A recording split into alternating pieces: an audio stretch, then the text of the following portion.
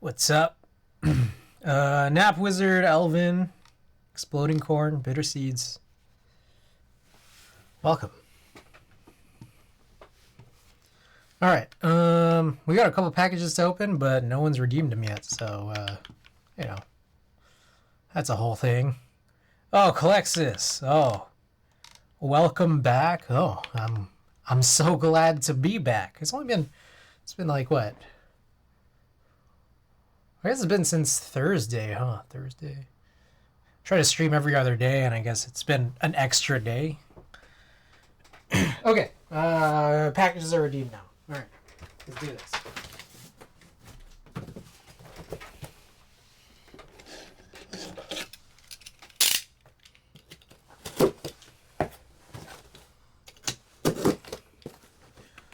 Since Thursday and today is Monday for me. That's true. Yeah, a little short hiatus, huh? Okie doke. This is exciting. Let's move this out of the way. Oh, I changed my desk mat. I had to wash the other ones, so. Okay, look at this, guys. We got the latest Splatoon amiibo. They came out on Friday, but I didn't get mine until yesterday. FedEx had some trouble getting in my building on Friday. No, Saturday. These came in today. Sorry, my bad. My day has been kind of weird. All right, let's open these up.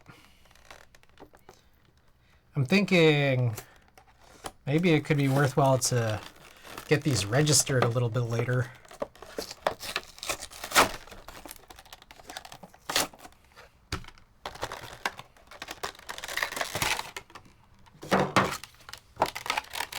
Got Shiver, Fry, and Big Man.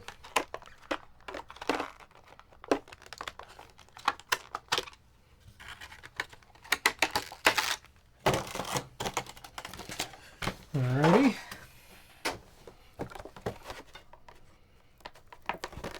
I feel like I don't know how many more Splatoon amiibo they're gonna put out.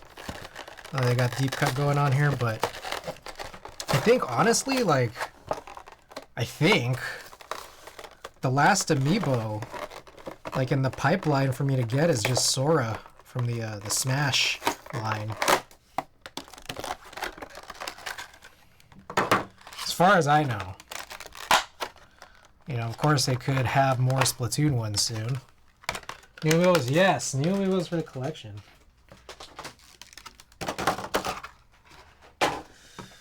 Alright. So there's Shiver and Fry, but Big Man is big. This is crazy. This is huge. Randy, by the way, welcome.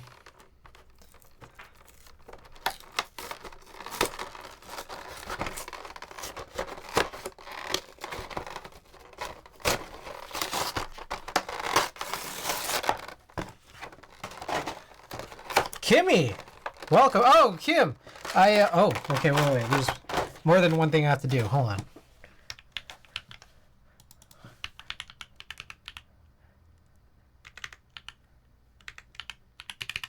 There you go. Kim, I got that refund from Blizzard. I love that I remind you to do stuff just by saying hi. Yeah, I got that refund from Blizzard, and then I bought the correct bundle. And then I got the Lee Seraphim pack. But you know what's funny is that, like, I don't know anything about Overwatch, so most of what I've seen so far in the menus is extremely confusing. So it turns out I think all these skins I bought are for they're for characters I don't have.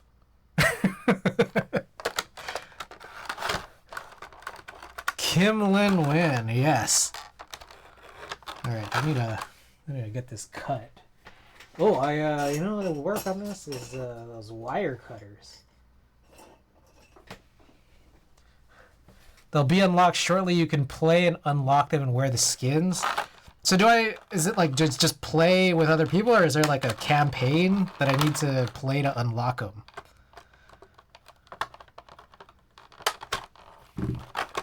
Reporting for duty, both? I see.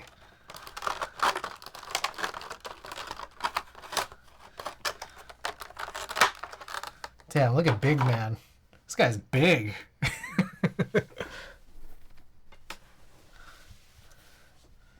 That's nice.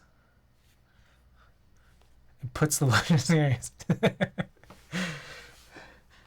I think that's how skins work. They work like every horror movie. Okay, so I think here's the plan. I'm gonna replace Pyra and Mithra with Deep Cut here.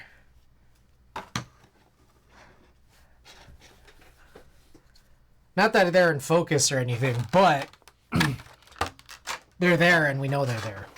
Okay, I'm going to move these out of the way. These have been here for far too long. It's been like, what? I don't know, since like September? Let's get these out of the way.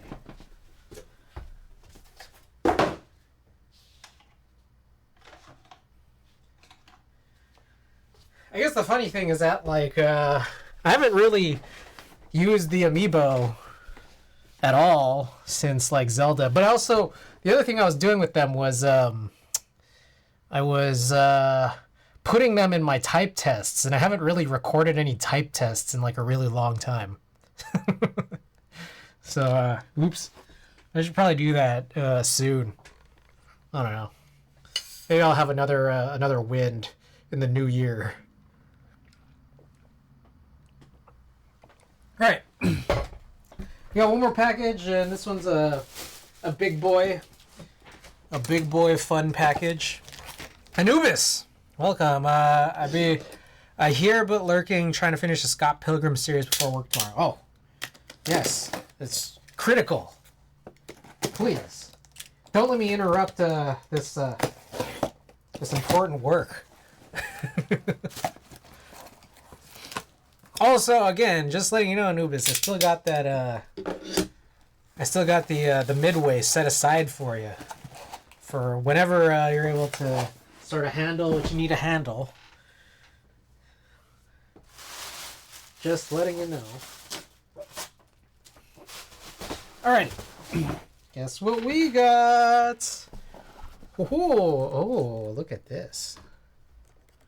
I don't know if y'all can see that. Y'all see that? Probably not. Yo, just did an impromptu keyboard photo shoot. Oh, interesting you say that.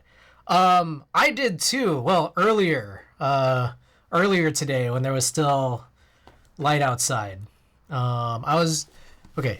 Okay. before we show this, just want to. No. The thing is, like, I can't show anything right now because it's on film and like. Okay, so. Oh shit. Let me explain.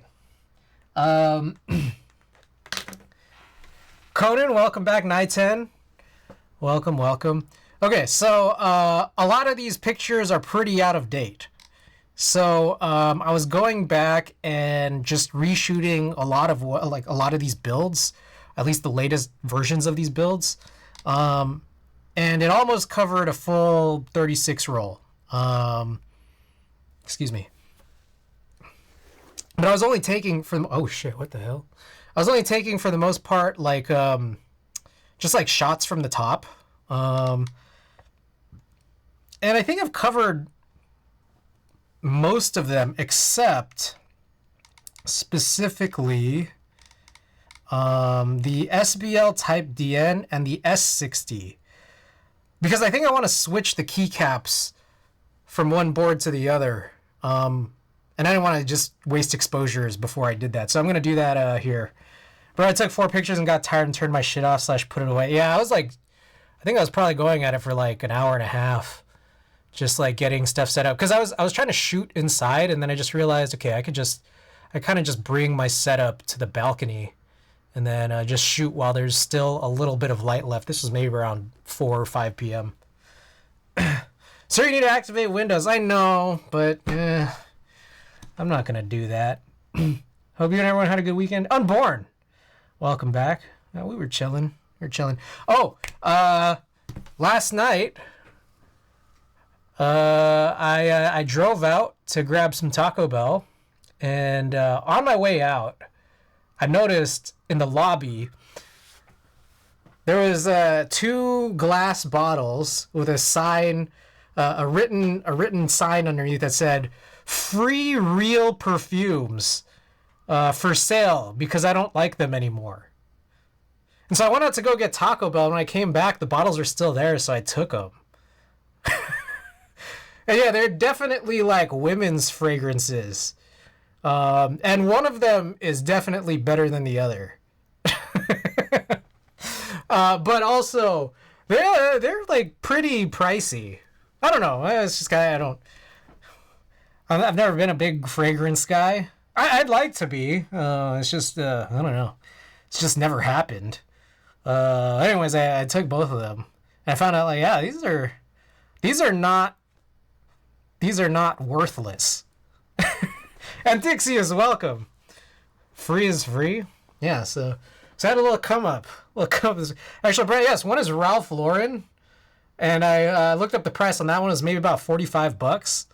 And that one's really good. And then the other one is like a Givenchy fragrance that kind of smells like it's for old women. But then that one was like probably like $100. And these bottles are like mostly full. I don't know. It's crazy. Zayna, welcome. Welcome. Okay, anyways. I'm gonna shut up. It's very unimportant. Okay.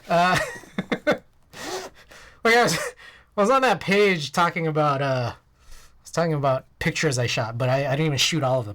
And it's probably why they're giving away. Old women do have more money, makes sense.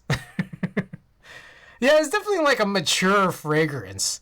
But like for where I am and where I live, like, I don't know.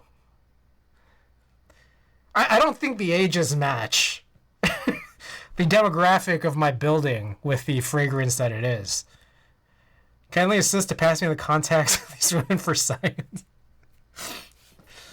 Hey, anyways, let's get this open. You got, oh shit, what the hell? There's a lot of stuff. Like, hold on, look at this. There's this sleeve here, and it's like very full, and everything is like enveloped. What is all of this? What the hell? All right, let's take a look at the finish.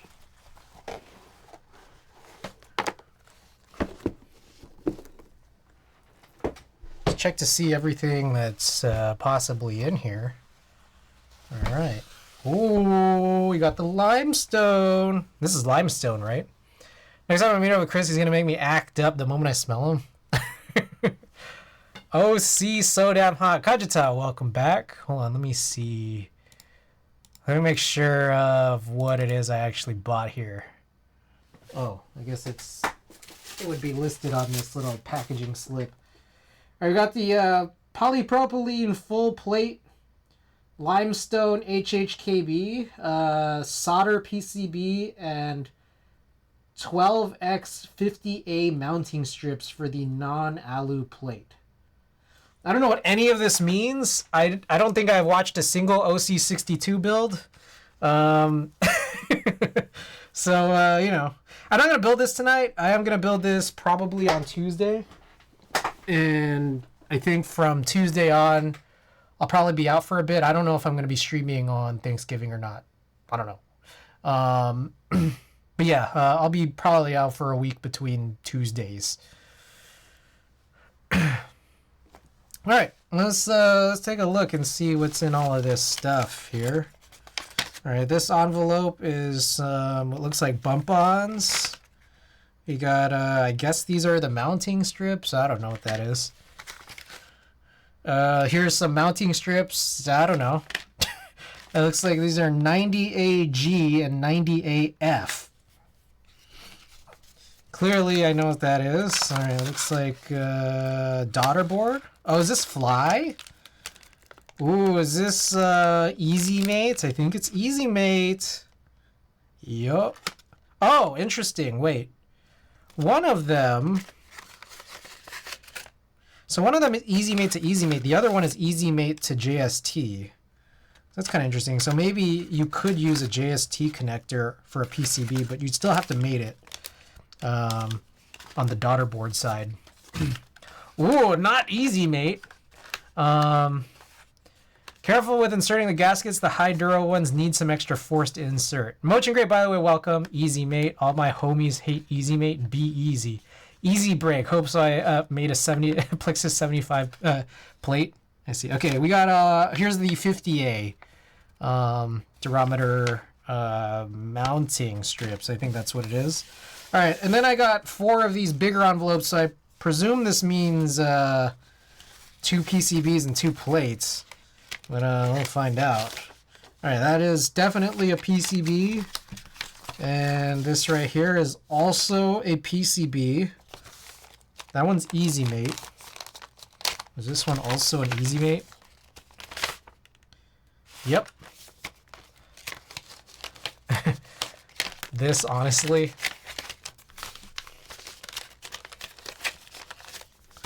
All right, let's take a look at our plates. So I guess one of them is polypropylene. The other one looks like aluminum. Just got to guess that that's aluminum. I can't tell. Is that black? Like when I shine it to the light, it's like not black. But maybe I'm not supposed to shine into the light. Maybe it's just a dark gray. Give it a finger flick. Looks gray. Okay. Oh my god. Get in there. It does say alu on there. Please enjoy. That's what it says right there. All right, and then that is our polypropylene. Oh, that is very bendy. Not that I haven't used polypropylene before. It's just like the texture of it doesn't remind me of the polypropylene plates I've used on other boards, but it does have the same flexiness. So that's interesting. Okay. Oh, did we end up getting to use the derivative without tape? No. I got number 62. Oh, I got 33. How do you know what number you got? I gotta check. Like, could you have planned it in advance? Because the 33 doesn't match with my order number.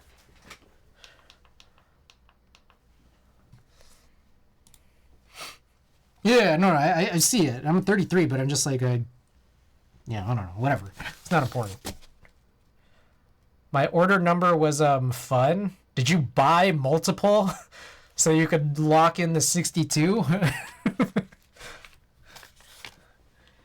Okay, so yeah, well, you did, didn't you? Oh my gosh. This guy. Sleep time nap wizard.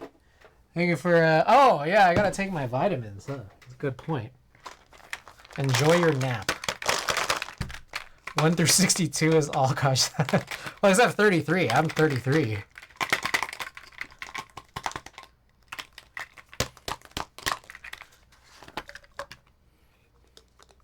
All right. So yeah, we'll build this on Tuesday. Okay. The agenda for today, as written in my notes here, I'm gonna swap those 2 key sets. Then I'm gonna do some other key set sorting stuff. Oh, who is that? Gelne. Thank you for the tier 1. 3 months of support. Appreciate it. Welcome back.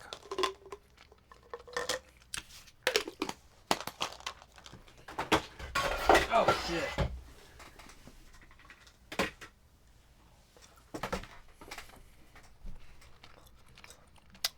Okie doke.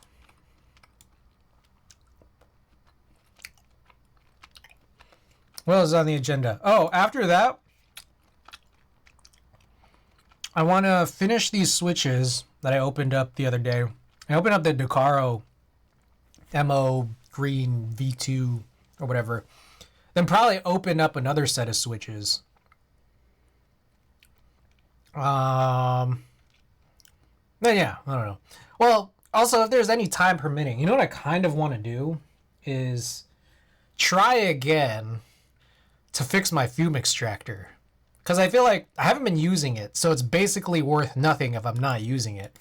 So I might as well just try to fix it in the way that I think it could potentially be fixed. See if it works. We'll find out. All right, I want to repack this. Also, Super Mario RPG came out. I did download it. I purchased and downloaded it, but I have not played it yet. Anyone play any Super Mario RPG as of yet? The remake.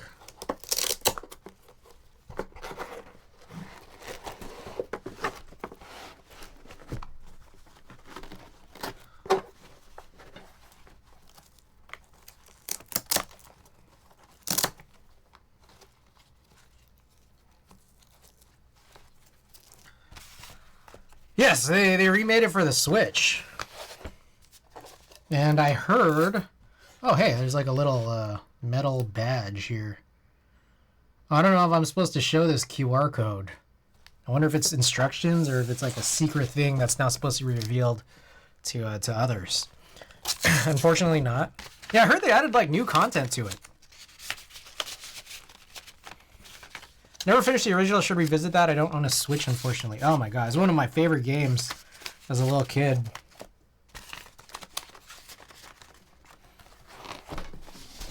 Might be a Rickroll. True, true. It very well could be. Oh, wait, no, they didn't fix it. I feel like I'm a little confused, personally. I would put the handle on the other side of where the zipper opening is. And I've noticed that Bowl always has it on this side rather than this side. And I don't know, I just think that this would be like a better, safer design. But maybe it's that Bowl has a good deal on this type of case. I don't know. I'm just speculating. Alright. So, those are the packages. Trust Bowl. Okay. Let's get these out here. This is the S60. I don't know about you guys. I honestly feel like I've heard some good things about how this looks. I feel like this just in my mind this just looks like it was slapped together. Like just putting Villanelle, like this sort of maroon or burgundy-ish color. Did you type on that? Yeah, mine was in my stuff was in the corner. Maybe you did. But anyways, the color is just looks like they were slapped together. Don't make that much sense to me. Just right on top of navy. Here's the SBL Type DN. And this has got Rudy. I feel like it would just make more sense to flip these. I think the burgundy could go with this gray pretty well, and then navy would go on top of the what they called navy, which is not really navy. I'm not mad, but anyways, let's do this.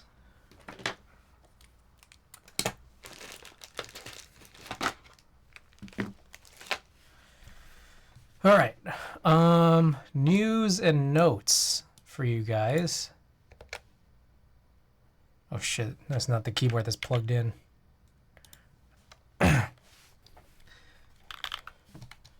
McJizzle, welcome back. I just want to know, Chris, tonight I picked you over 3D sculpting waifus. Why would you do that? I don't understand that choice, McJizzle. What are you doing here?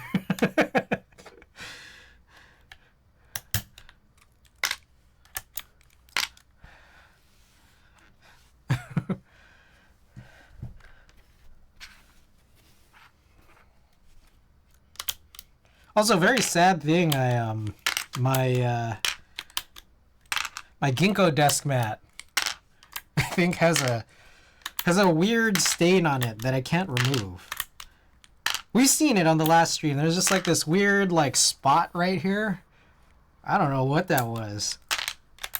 Tried washing it out and it didn't come out.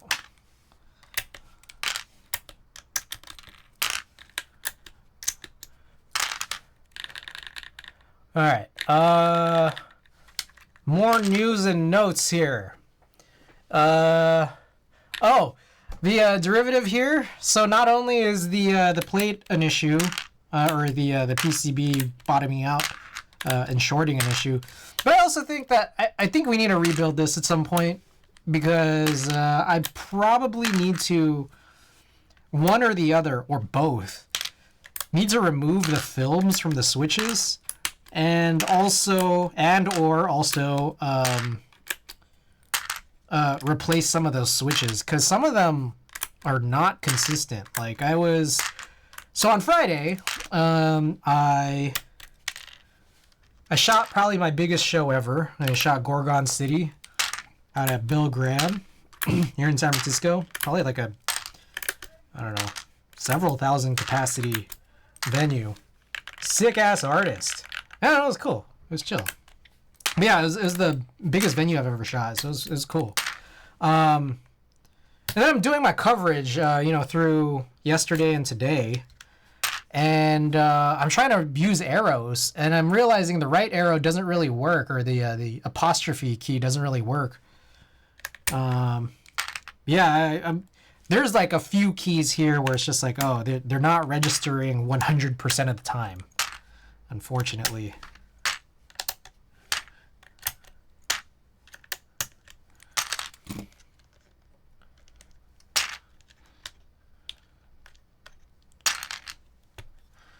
Okay.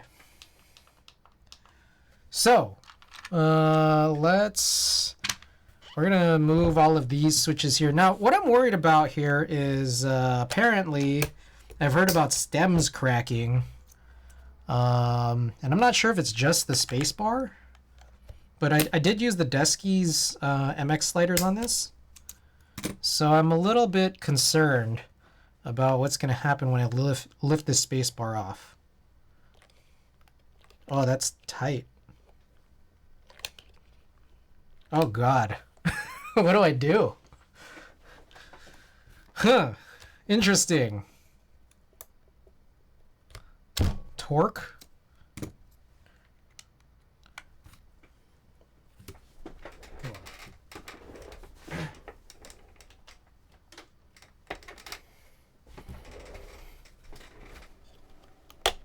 Oh, okay. I got it. And it looks fine. Oh. Okay. We're good. We're good. Whoa. Is that my phone? Yeah, that part.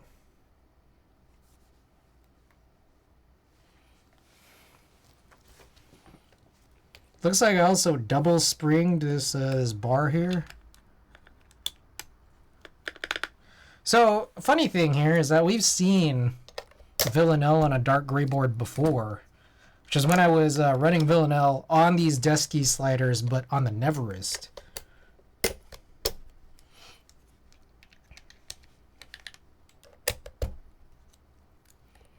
All right, let me move these for now. I'm just gonna keep popping off. Man, some of these, I think it's harder to slip in. Like some of these corner ones here.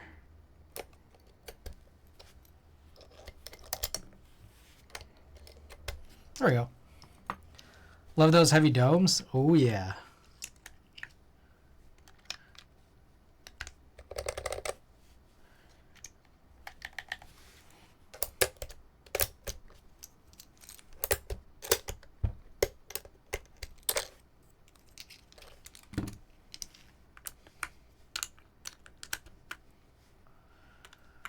All right. Oh. Kim, I don't know if you're still there, but Kim, and also I don't know if this was you. I think this was you. Talking about the TX stuff, the switch pusher and the switch puller. So Kimmy has been summoned. Me here. First of all, the switch pusher is out of stock at Stupid Bullets. But it turns out, like, I could probably find it. There was another vendor that has it that's also stateside, so it's fine. But, you know that TX switch puller? You said you like that, right? I I found some other place that was stocking it. Yeah, the clothespin. And there was like some really bad review of it. Some person really didn't like it at all. Like, huh, interesting. What did they say? Let me find it. I'm gonna find it. Scathing review. Let's see. TX. Oh, PK keyboards. Look at this. 1 star. 1 star, 1 review. Here we go. Hot garbage. Get the Gateron puller instead. I got this switch puller upon a recommendation. I honestly feel it's one of the worst I've ever used. It doesn't do a good job of compressing the switch tabs to loosen the switch. And it can also scratch your plate if you're using a metal one. Overall, absolutely not worth the price. Even the generic $5 Amazon ones do a better job. Go with the Gateron or Wuche pullers. This isn't it. Is this not the one? I'm going back and forth, the TX switch puller. Juby, welcome back. It's good to see you again. Wait, what do you mean back and forth? Like, deciding to buy it or actually using it? The Gateron puller scratches plates too. That looks like a nutcracker, not a puller. All the switch pullers scratch metal plates. Yeah, I'm just like, how... I mean, like, with any switch puller, there's a level of care you should take while using them. So, man needed to wiggle. Wow, I think these really, hold up. Okay. I think these Desky sliders really loosened my, Alright, it's fine. But they're like really not tight when I throw them onto these switches here. The Gateron uses a plate to push down. There's no real avoiding it. Stabbed self. This knife is shit. Honestly though, how does that pull out switches? I don't know. I just saw Kim use it and she was like, oh, I love this. And I'm like, well, that looks interesting. So I'm thinking, I'm thinking of getting one. I do also have this one. It's the one that most easily pulls the switch out besides the one that needs less force to be applied. It says flesh on top of the switch and the lip closes over the tabs. Alright. I think I'm still going to get one, provided that, I think this one I can get at Stupid Bullets. But the review is the one that I found on pkkeyboards.com. I just use IC pullers. I mean, I use the Rama puller, but I mean, I think anything, you could pull with anything, you know? You could pull with 2 very thin flathead screwdrivers. That's what I used to pull my switches out with, like, you know, before people thought of using IC pullers. I'm a pretty big fan of the TX puller. Said that he found that with TX you need to wiggle a little. I used to use my teeth. I've never tried that approach personally.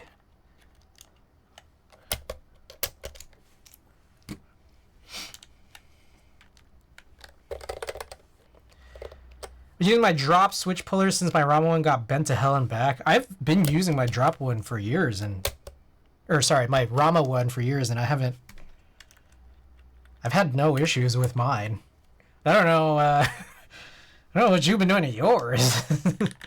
Can't use teeth since my plates are still and the coating is a bit bad for you. Just a little. Not good. I need new teeth after. Skill issue. Reminds me of a dude who left a review on Bson's BCP saying not as good as OG BCP.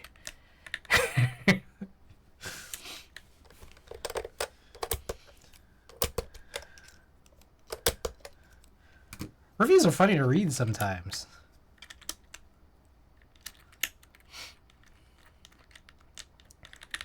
Three out of 5-star review.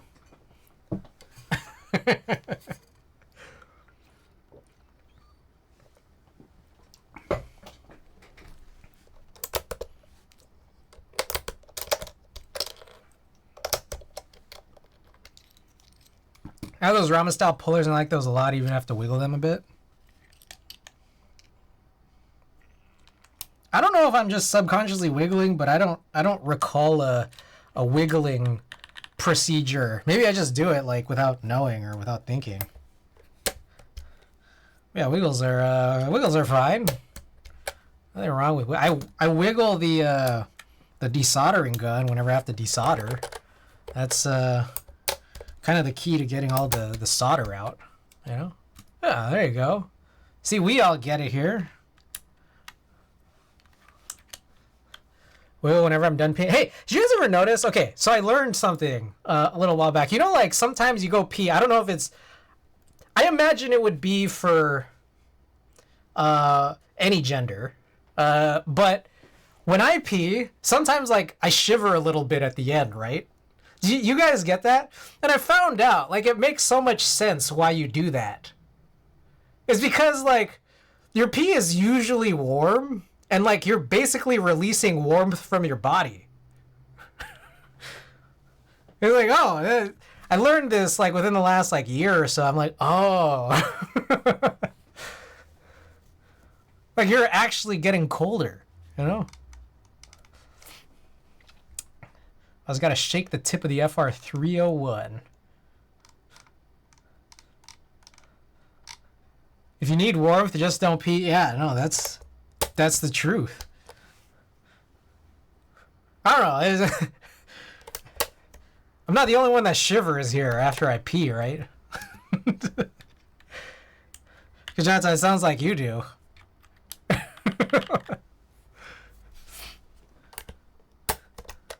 Not as valid as fuck? Okay. You've never once shivered? That's actually crazy.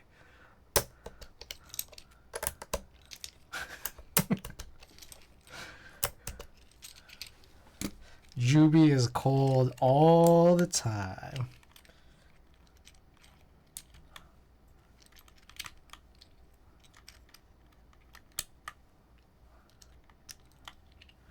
All right, so we're wrapping this guy up here, and this will be fit to take a picture of tomorrow. Not that often, but yeah, also when cold. All right, here we go. Let's get these on. Worried about this spacebar thing. You know, I think I need one of those Geon stem shaver things. So I feel like that's something that you would use for something like this, right?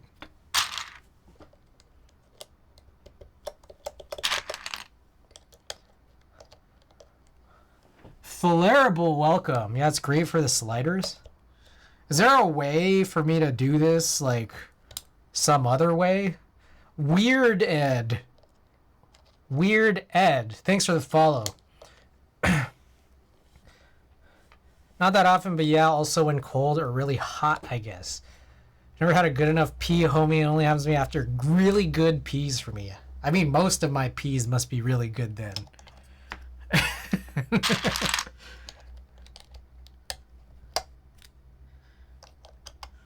I don't know. I'll just push him in, whatever. This way, it's just, I worry a little bit. All right, what if I don't push it in all the way? Seems to sound fine still. Then I'll push it once I have one of those stem shavers.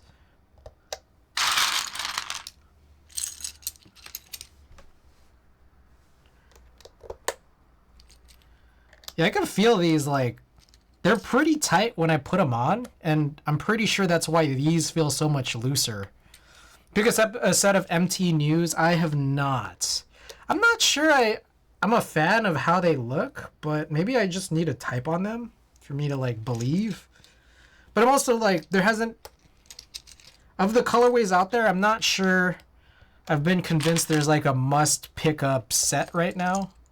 Maybe once there's, like, something really cool that I'll consider. 5, 6, 7. I'd love to try, but I love Cat and MT3. I'm waiting for R2 to come out, so it has 6U. Ooh. Boy, Mandy, welcome back.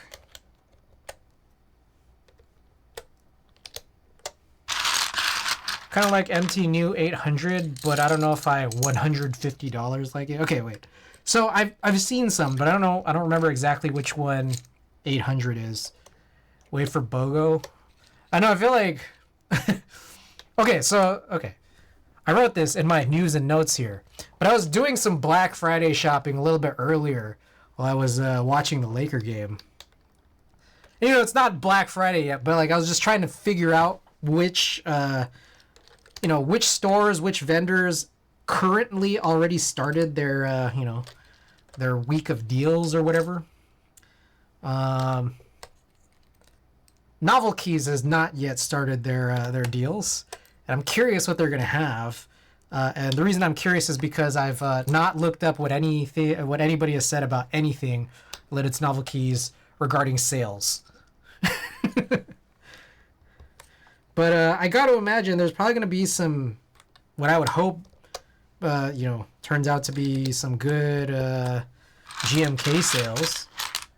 Maybe better than the 3 for 2 that they have been running every now and then. ZF did inks half off. Mine shipped Monday. Ooh.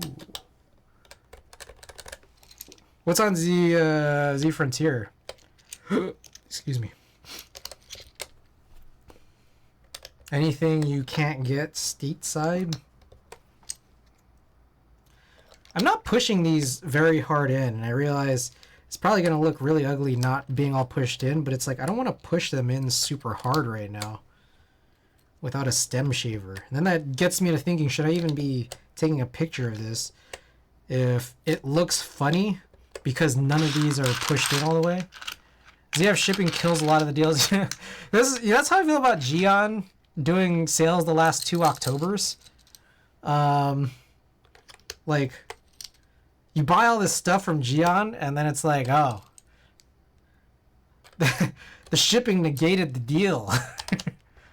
ZF was the last. Oh, Ablotsky sold out. Oh, I know that Ablotsky had or has had the base kit, but.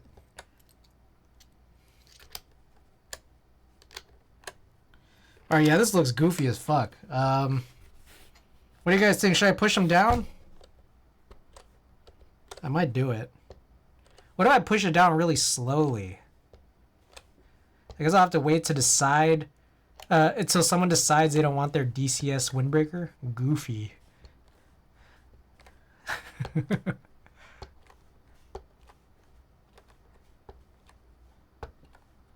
All right. I'm pushing them in. We've already gone too far.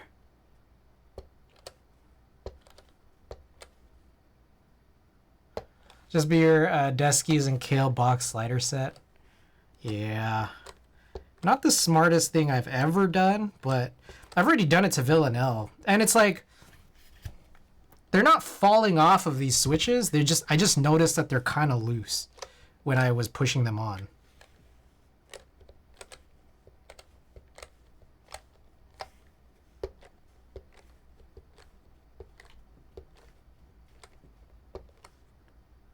I get really unnerved by loose GMK sets.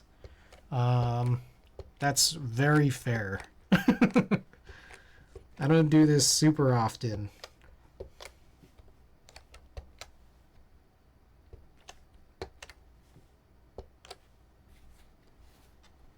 Oh god. Yeah, some of them are like, I didn't push all of them all the way, so this still looks kind of stupid. I don't know the time how the keys bounce back up, bounce back and pop off. Yes, Chris for his windbreaker set, but you got to work as an actor in the building he owns. An actor. There's a dumb story about how when my brother had stayed here multiple times, he'd never seen anybody in the building. And when he finally did, he thought I was paying them. Yeah. As property management, you have to work for my building. The sliders have had caps on them before too, so it shouldn't be as bad as yeah, they had these on. What else have they had? Yeah, I guess these have been on there twice between I'm trying to think. There's been a few things, right?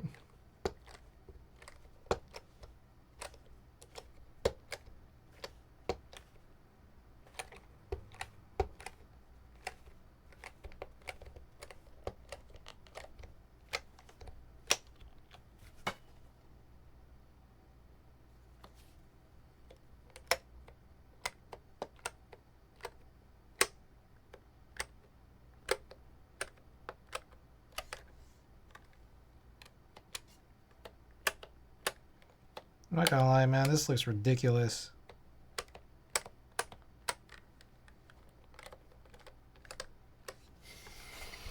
Alright, what do you guys think? Better, do you guys think it's a better look between these two boards? Or does it not matter? Because obviously that's an option too. Elbiz 97, welcome. Better, yeah? Okay. I think so too. Two blues. Elvis, thanks for the follow. Yes, this is the derivative. That's kind of interesting sequence here. I guess it would probably be better if this was a red keyboard and I have like a green, red. I don't know. It doesn't matter. It's not important. Okay. I gotta shoot these two keyboards tomorrow. There's a part of me that thinks like I kind of want to. I don't know how we're gonna do this. We're going to build the OC62 on Tuesday, which means that if I finish the roll tomorrow, I won't have a picture of the OC62. But I could take a picture of the unbuilt OC62 and then just hold off the built picture for later.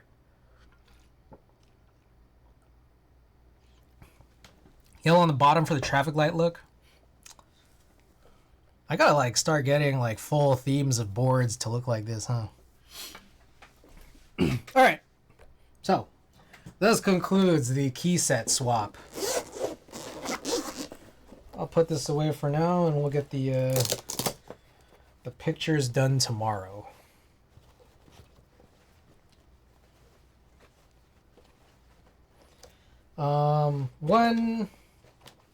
One slight bit more, maybe two-ish more key set related things here. I have these McLawn kits. And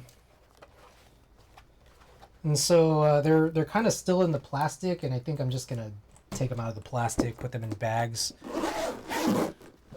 so I could sort them out. I've been trying to resort out my everything in my closet, so I've had to shift some stuff around, do all that, but still not done, and I still don't have all my key sets. You know, it's like I still got stuff in transit, but we're closing in. I feel like we're definitely closing in on all the key sets.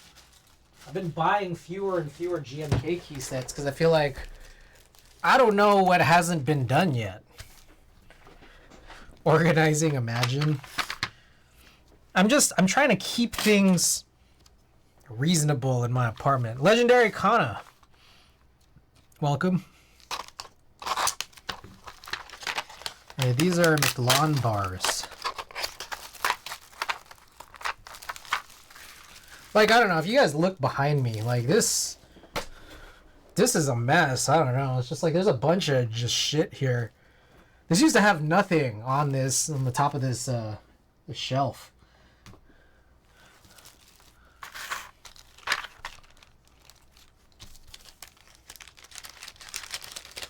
Do you have a pic of your pantry? Not a recent one.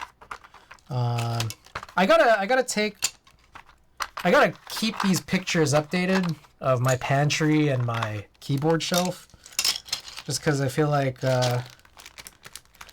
I don't know. It's good to just keep them up to date. But I am gonna wait. Oh, another thing too. Tuesday. Oh shit, yeah. Tuesday I'm gonna build the OC62. But also, Tuesday is when I get back, or I'm supposed to get back those keyboards from Arnold's. I reached out on Friday and I said, hey, I heard 5 to 7 days. It's been a little more than 5 to 7 days. Is there any update on this? They said, should be ready by Tuesday.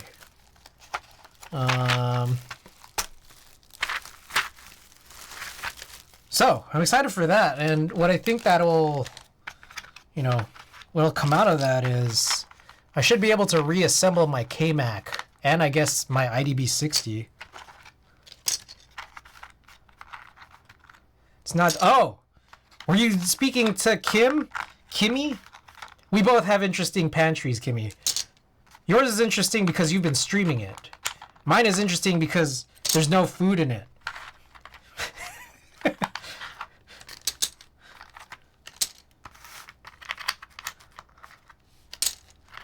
You have a famous pantry, Kim.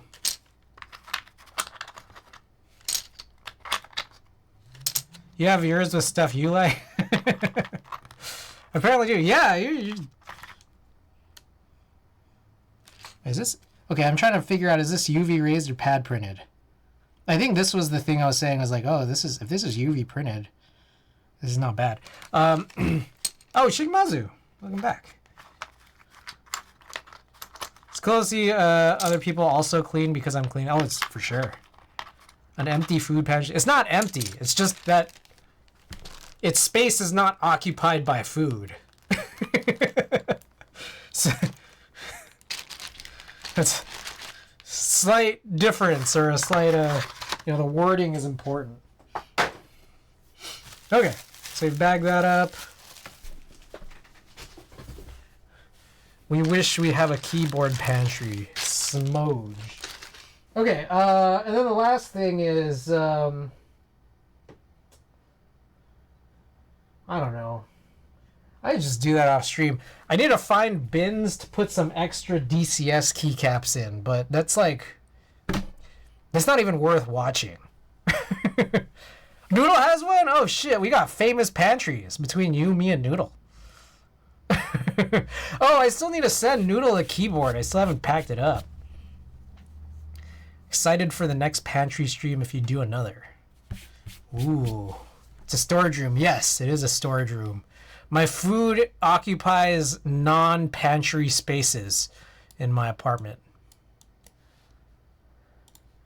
Okay, alright, I mean, I guess I will continue along with these switches. Said I would stream every day this weekend, then I streamed like 10.5 hours on Friday. That's like every day. Let's be real. 10.5 hours is a lot. That's like 3 days worth of streams.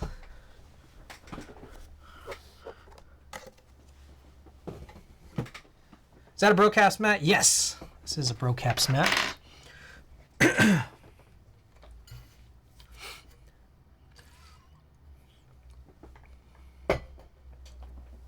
Alrighty. It's exhausting streaming longer than 5 hours. Yeah, especially when you're sitting the whole time. It's crazy. Those Milmax sockets were inconsistently manufactured. You know, I've never done Milmaxing before.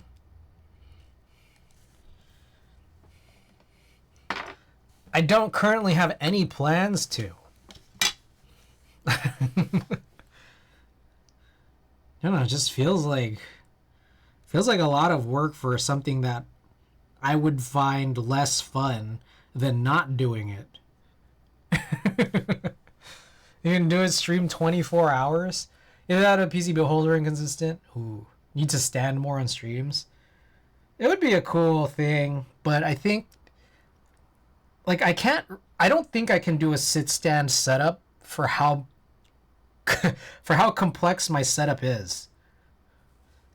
Who's gonna mod for me? Half my mods are sleeping and no one is streaming. Just turn chat off. No chat. I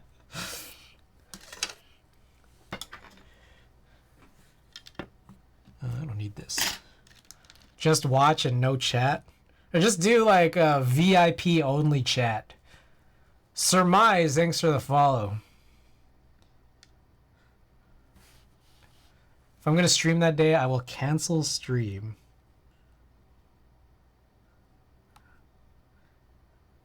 Shut up and watch. Surmise, hello. Welcome. Happy end of the weekend.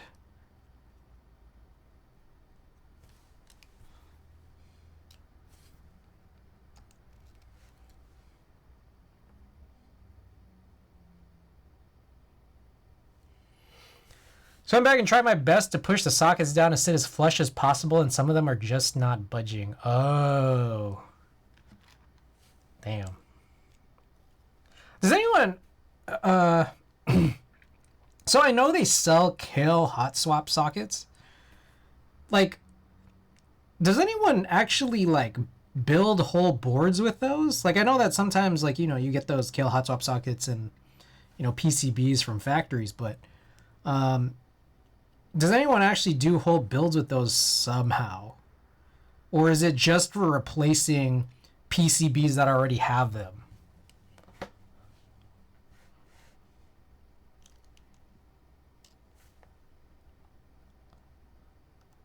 Especially in Japan, it's common to have to solder your own kales. Ah. Corns as well. Interesting. There's a lot of DIY kits that use them or have pads for them. Like, you mean like as a full-on alternative to just soldering your switches? Like, when you say that it's common, it's...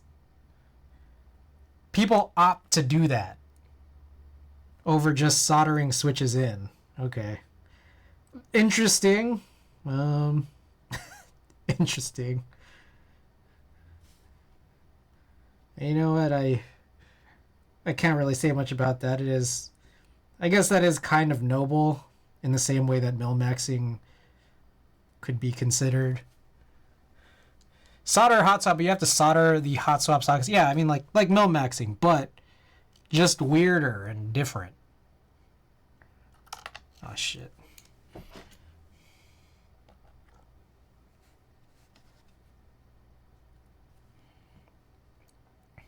Most of them compatible and have both through-hole pads and kale hot swap pads for builders. I see. Okay. Is there anything that only has kale hot swap pads but aren't already soldered in, like, from the factory? Are there any boards like that where they're just like, no, this is your only choice and you have to do it? Would it be much more secure how tight the switches are held to use mil-max sockets instead of hot swap ones? You see, I wouldn't know that because I've never used mil-max. I like mil-max for breaking of linears, but they won't work with bicos.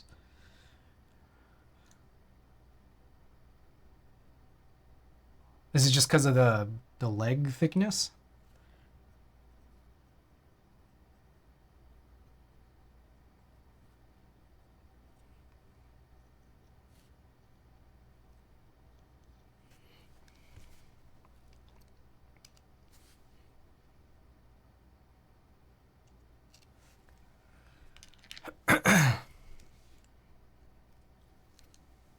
Yeah, at least. Oh, I see.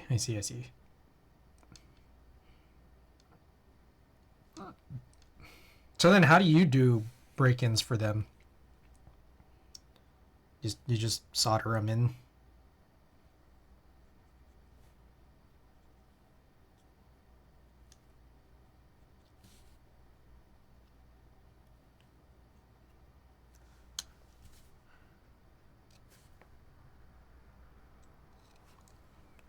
No break-in? I see. You just don't do it. Got it.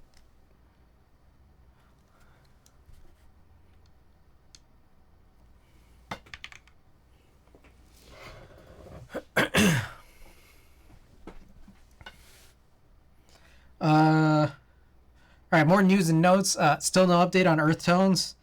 I don't know if I'm still going to be able to get it. which sucks shit. Don't lube either. I see. I guess we'll find out like next, I don't know, they said the 28th or something. It's when it closes. Such a weird policy. I know. It's strange. It's strange, but it's like I kind of like get it. Where it's like they're trying to curb people from... I don't know. This is what I think. Obviously, like, they don't want people to double dip because they know a lot of people have received theirs already. But how else could you possibly otherwise enforce it? But it's also just weird that, like, why do they have this specific information about who they've delivered to versus not, you know?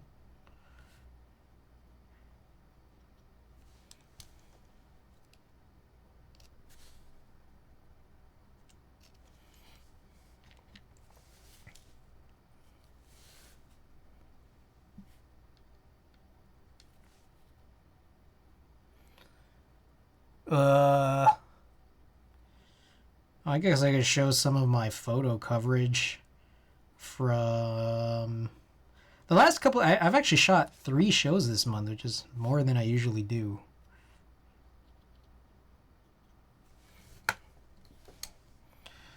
I don't really know how to slideshow some of this. I always forget. Windows timed slideshow.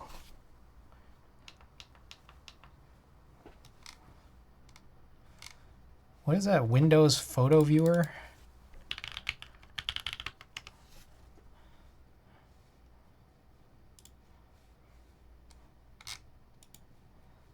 Oh, maybe this is not even important. We don't even have to look at this. This is pointless. It's pointless for me to try to figure out this goofy ass thing here.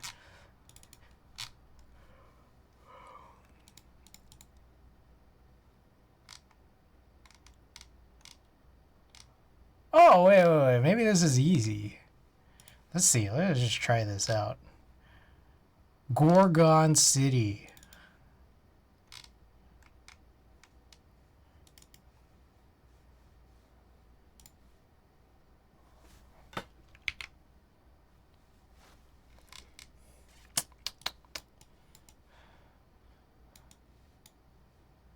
View. What the fuck am I looking at? Picture tool. Slideshow. Oh shit. Does this work? Oh, it does. Well, that's cool. I didn't anticipate that this would actually work. Anyways, I shot this show at Bill Graham, a big venue.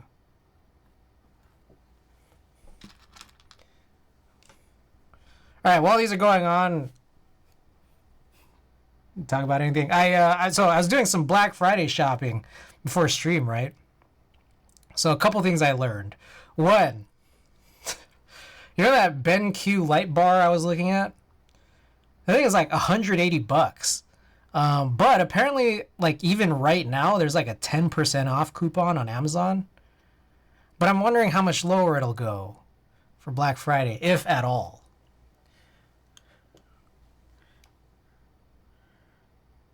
But the other thing is that Xiaomi bar is like not even half the price. Like I think the last time we were talking about the Xiaomi wireless light bar, I thought people were saying it was about half the price. It's like a third of the price.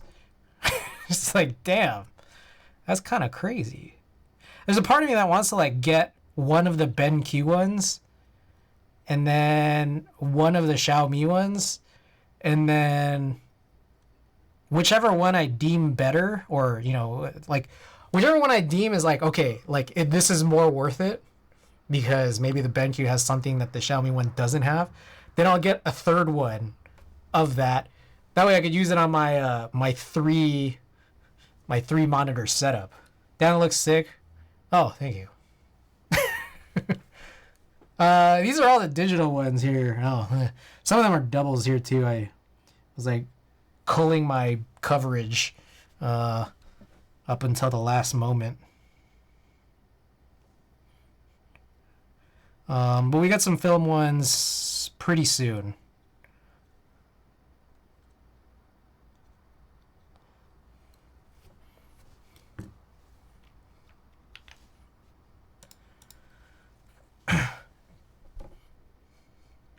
Fucking hell, that really makes me want to go and see a show again. Been a long time since I've been to an EDM show. Infinity Gauntlet.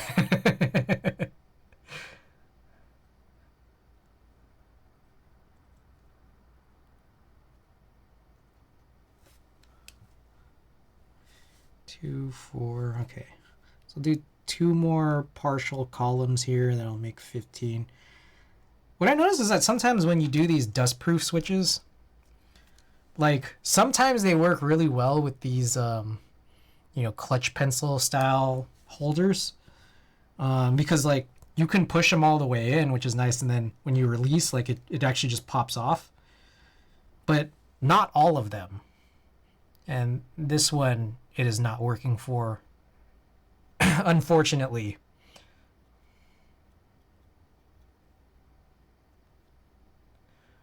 Okay, also here's another one. I'm thinking about getting a new bed, right? So my boy Alex, he last time I stayed at his place, he has a guest bed that's a purple mattress. So I've been like meaning to get a purple mattress, or like, I just always wanted to kind of try one. And when I tried it at his place, I was like, oh man, this is nice. Like, yeah, this is like the basic one too. It's like, oh man, it's crazy how expensive or how crazy some of these mattresses go for. And it's just like, I think I would be pretty satisfied with just that most basic one. Oh, here's the film ones, by the way. So here are the, I'll just go with the most basic one. But it's like, I also want to size up mattresses between what I have now and what I want to get.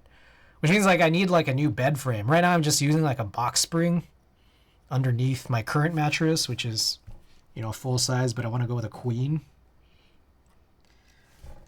So then I was looking up, popular Instagram marketing for the Thuma bed frame. It's one of those Japanese toolless connecting bed frames. One of the things that kind of has slightly turned me off is the situation with the headboard.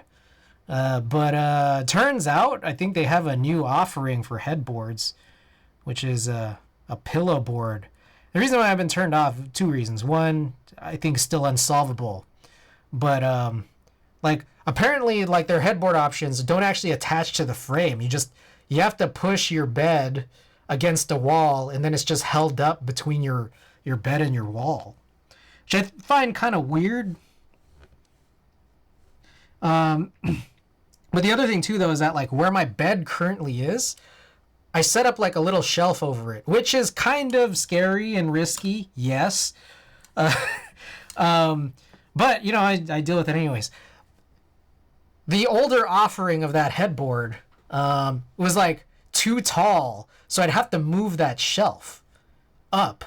But now they offer this pillow board that's shorter, so now I don't have to move it at all. And I'm like, oh shit, this might be happening this Black Friday. I might be getting my, this purple and this Thuma. It might finally happen after years of thinking about getting a purple and a Thuma. All right, let's drop some of these. Drop some of these tops on. Purple and Casper offer pretty hefty. I haven't tried a Casper. I wonder, I don't know, is there a huge difference between a purple and a Casper?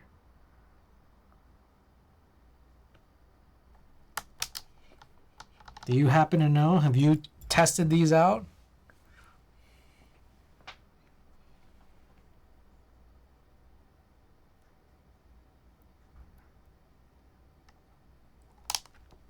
Wouldn't know about Casper? Yeah, what the fuck?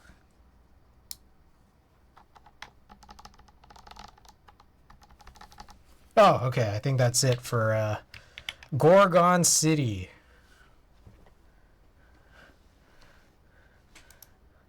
If you guys care, I can show off some of these. I can show off a lot of these. I don't usually show this because I've never realized how easy it was to set up a slideshow. For those of you who may not have already seen these on Instagram, I shot Slater and I made a reel for it. But these are shots from that show. Apparently, Omnitype is having their Black Friday deals start in approximately 7.5 hours from now. And I do know... Okay, so a few things about Omnitype. They do have some pretty good stuff. That said,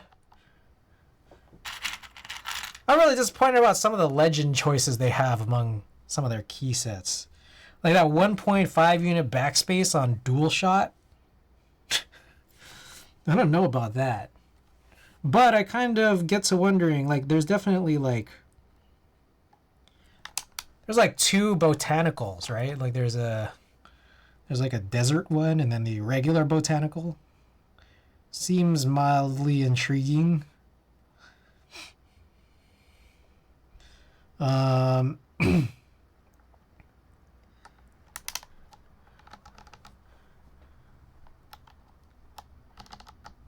But then they have like a couple other options. There's that they had one of those what was it called? Like those happy hour deals for I think it was like maybe a month or two ago for S.A. Ramsey's. That thing looks pretty lit. I'm not gonna lie. Magic City. And then they do have the HSA Brown set. Like that also seems pretty cool. It's like the JTK spherical set. That's what that is, right? They ran a happy hour on Tuesday. Wait, they did? When was that? If they ran that, I don't remember, unless it was very recent. I was kind of considering whether I should get Tuesday or not, but then I was thinking like, oh, it'd be cool to have it, you know, to see how it like kind of compares or what it would look good on. It was a few weeks ago. I see. What it would look good on, and how it would compare to Frostwitch. But there's a part of me that kind of feels like... Okay, so here's my thing. I typically don't care about novelties, like, whatsoever. It's just a me thing. It's just a me thing. I typically don't care about novelties. So when it comes to key sets, it's really just all about color. Did we circle already? I don't think we did. Like, it's all about color. And I personally feel like Frostwitch outclasses Tuesday color-wise. I don't know. Maybe that's my hot take for the night. What do you guys think? I may have more hot takes coming in. We'll see. The nap time is poorly timed at their happy hour.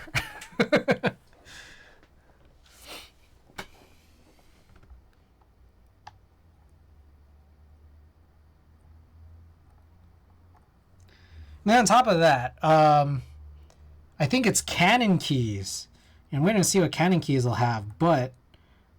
Oh shit, that was backwards. Ooh, I almost fucked that up. Canon keys has that other, like, purplish set that's, like, a little bit different. Strategery. It's like Totsu or something like that. I don't know how to pronounce it, nor how it was spelled, or what the name was at all. But there's this other set where it's like, it kind of looks like purple on beige. And I feel like that's different enough from Frostwitch. But also kind of captures maybe what Tuesday was going for, but still just like different. And again, I'm only talking color-wise, so say what you will about how they, you know, the whole theming or the, you know, the novelties or whatever may be between all of these sets, but I'm like a color-only guy.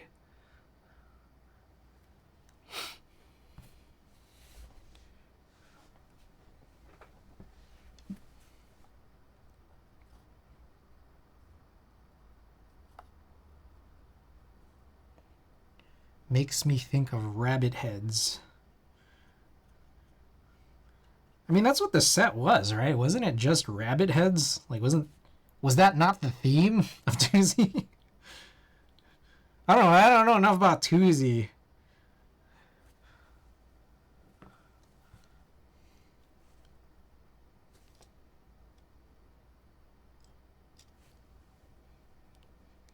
zzZZ novelties are so cute. What do you mean? Little buns?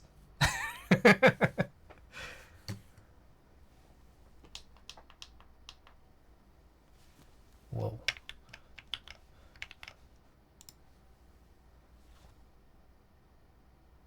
Hey, did the music just go out for you guys too? Or is it just me?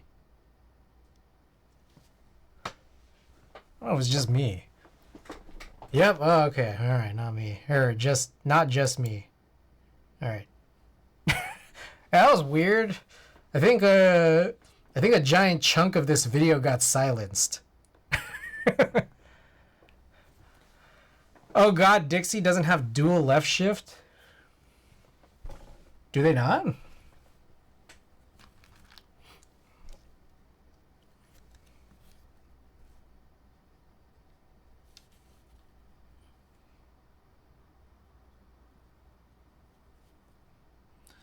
But yeah, I skipped through what seemed to be a giant blank part of the video. Probably a section that got claimed. Okay, I'm not correct. Okay.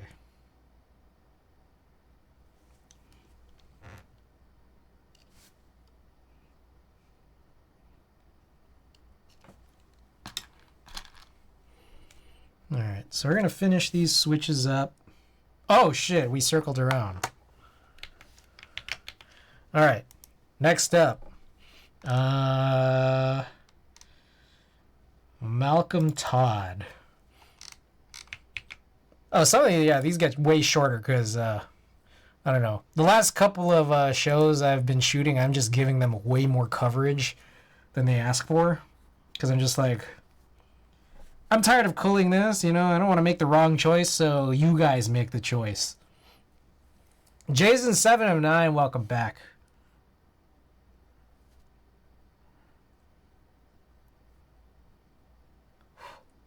Shit, is there a moth get in here?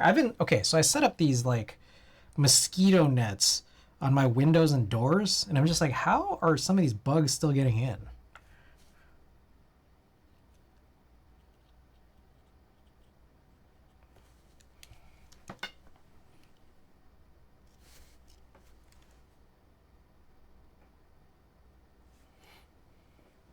Uh-oh, pirated Windows. Don't know if I can support. It's not pirated, they let you use it for free.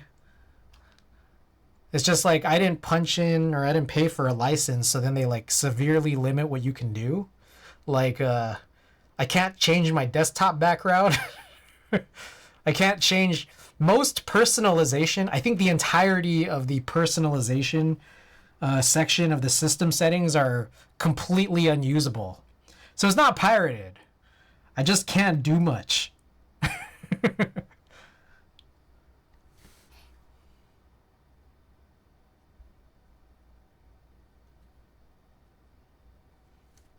But yeah, and then also you get that dumbass thing at the bottom right corner.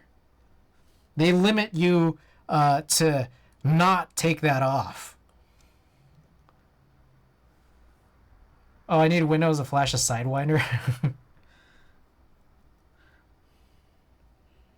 Did they not come up with like some kind of QMK or VIA compatible anything for those duck PCBs at all? Some of those just don't support small businesses like Windows. So like Microsoft.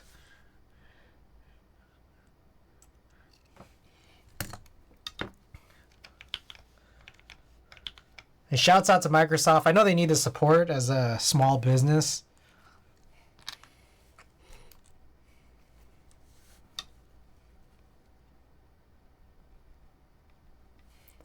I heard for Duck needs some software. Yes. I think it's O2D. That's what it's called. Yeah, it's not great. I will say that.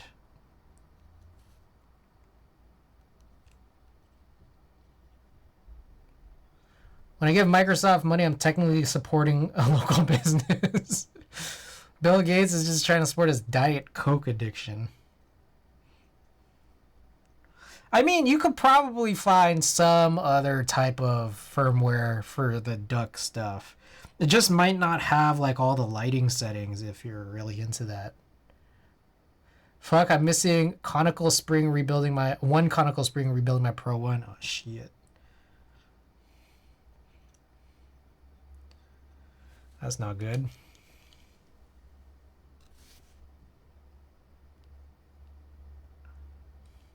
You're literally stealing from an old man and woman. Mint noises.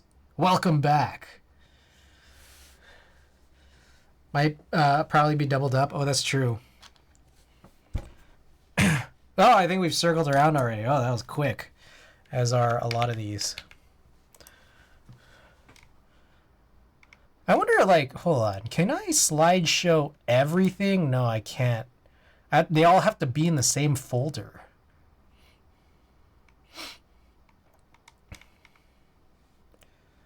Bill and Melinda are divorced. You're only stealing from an old man. Is anyone interested in any of these artists? Because we could run slideshows for these if you guys want. I don't care. Let me know if you guys are interested in any of these artists. I'm honestly just lubing switches right now and chilling, you know.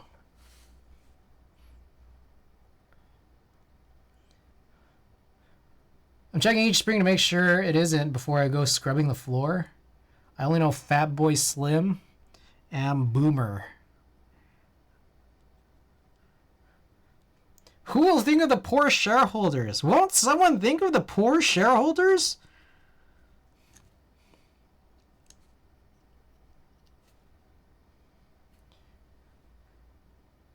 I thought I saw Naruto, but it was my eyes playing tricks on me. There's Kikugaku Moyo. Is that what you're looking at? Or Nardo Wick?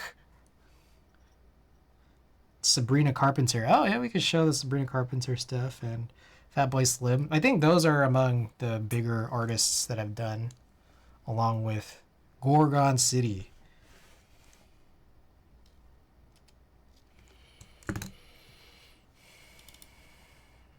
Full coverage. Oh, yeah. Does this work? Picture tool. Slideshow. I like this shot. This is a spill tab.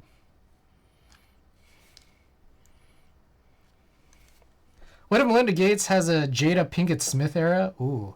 Found it. I forgot I had left one screw in, in my screw tray. Thank God. Nice. Oh, weird. Okay, so this one did tap into a subfolder. I think maybe I couldn't do like all of these folders for the this Windows slideshow because maybe some of these subfolders had videos or like other non-image stuff in them and just like kind of silences you from doing that. Anyways, this also is Instagram reeled, just as a heads up, in case any of you guys need to see it. Just in case, you know.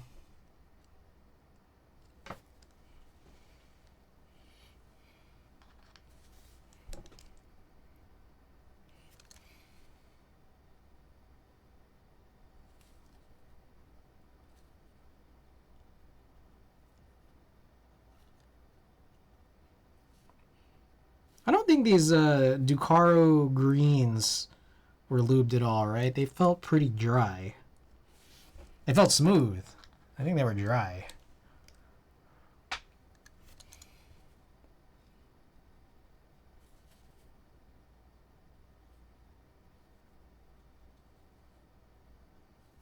Lightly lubed, if anything. Got it.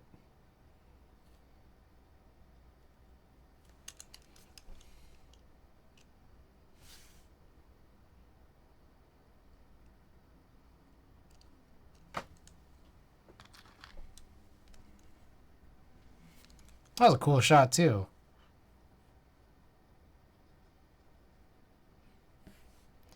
My greens had factory lubed. Was it an option? So I don't remember having to choose one, but it's because I mostly don't remember anything I do.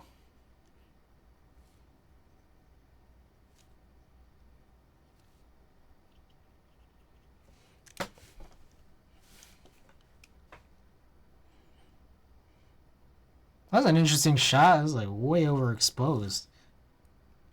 No, I won mine from 99. Oh, maybe she already did it in advance.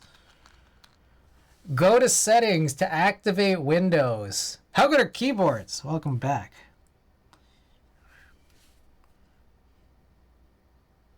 I feel like people don't use that blue face emote enough. So thank you for that.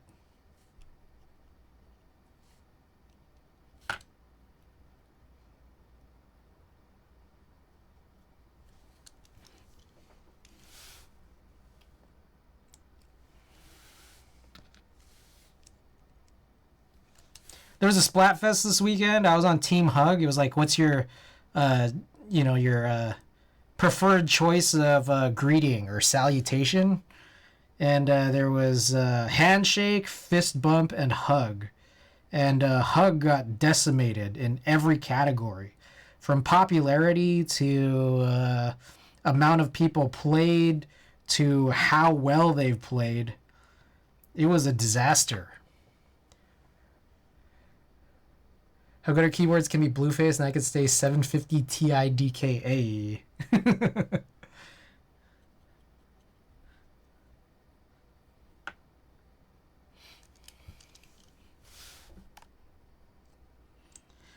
So it was getting kind of cold earlier, so I like closed the windows and turned off the fan. And then I wore these like sweatpants because it's pretty cold earlier. But now I'm like, it's like burning hot in here, probably from all these all this equipment running.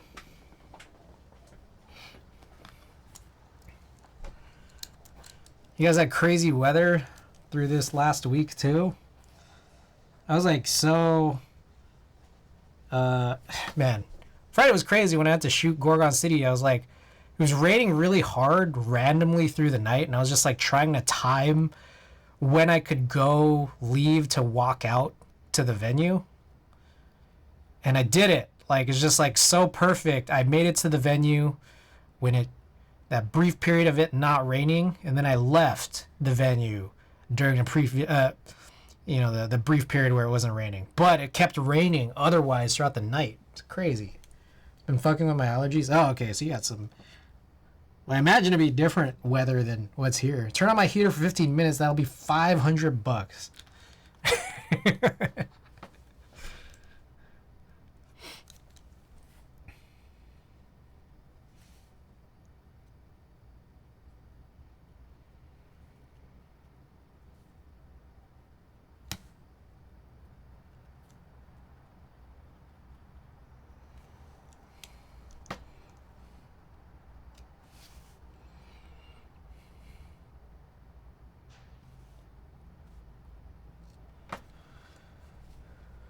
Oh, I feel like we've circled this like many times now. Sorry.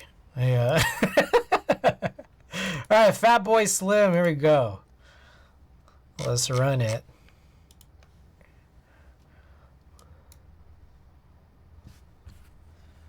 Honestly, it's funny because whenever you talk about the weather, we shouldn't have the same weather, but you're pretty spot on always going in SoCal too. Oh. All right.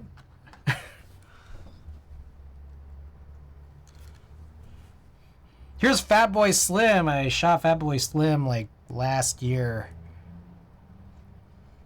Oh man, taking me back to my college days. This was a cool show for sure. This was also a pretty big one, I would say. But that venue's pretty crazy.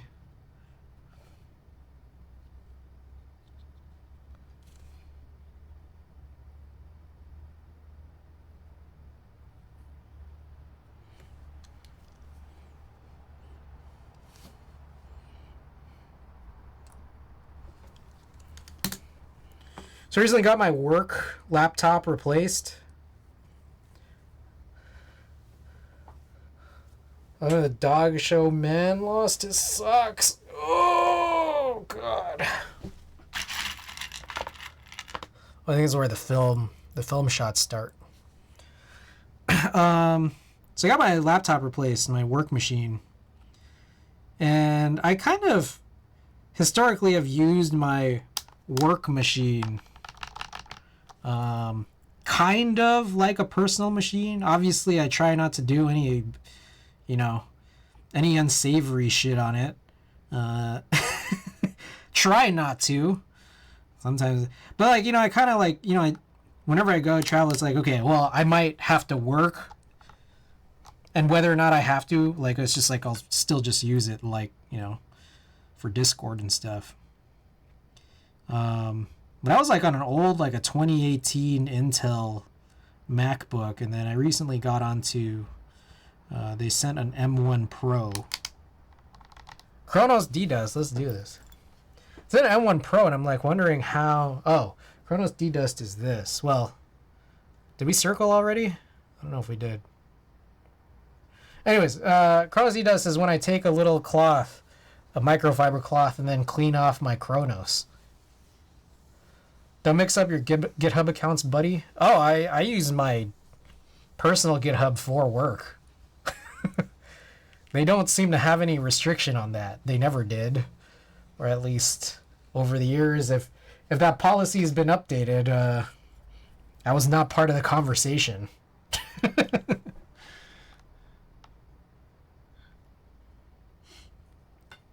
Okay, I think we circled now.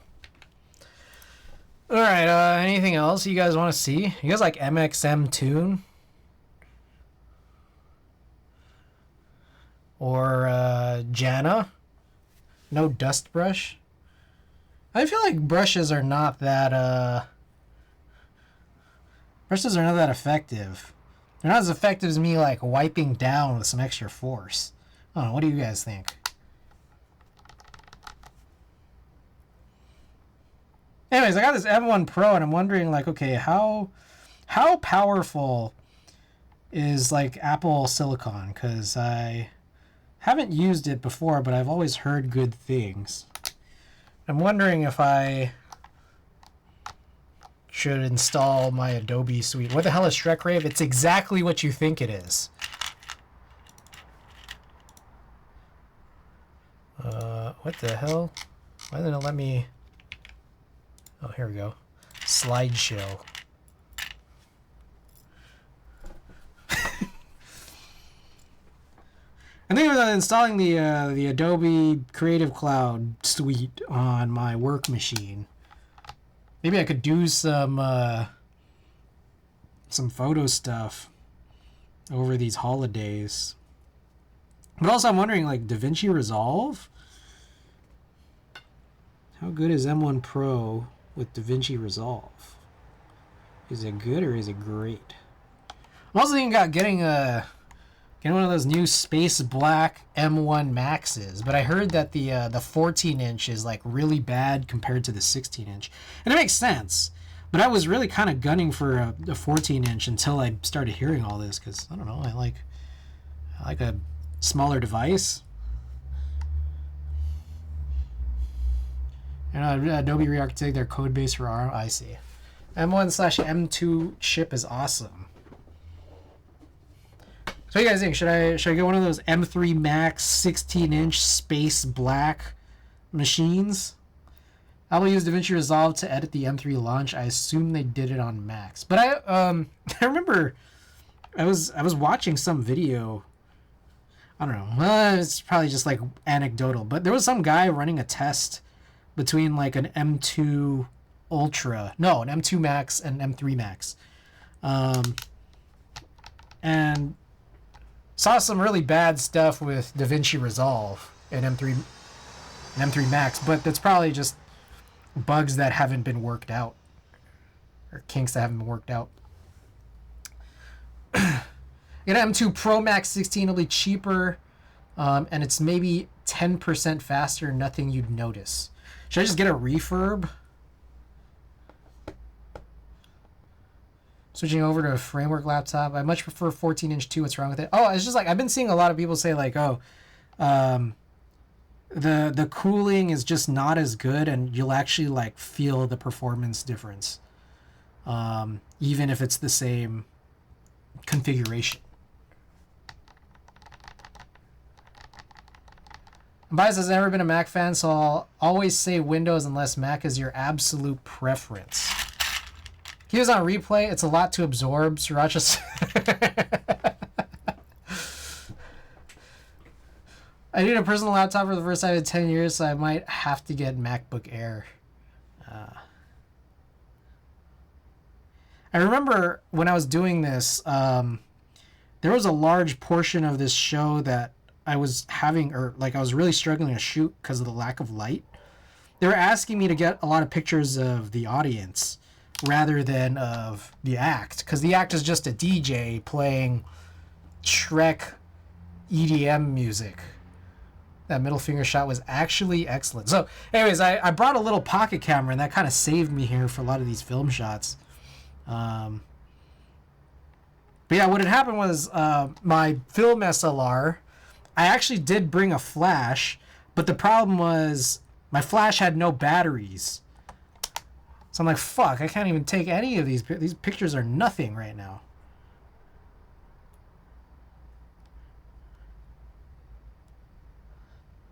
You want me to keep this on repeat? I could run through this one more time as we, sort of continue working on switches. We'll do one more go around of this, because apparently you guys need to see this. Exception may be some ThinkPads, but they're even pricier than Macs. Oh, I just don't trust Windows laptops. This rave is something. There's like some crazy shit. Like I haven't really talked through a lot of this. I showed this off right after the Shrek rave. This was late 2022.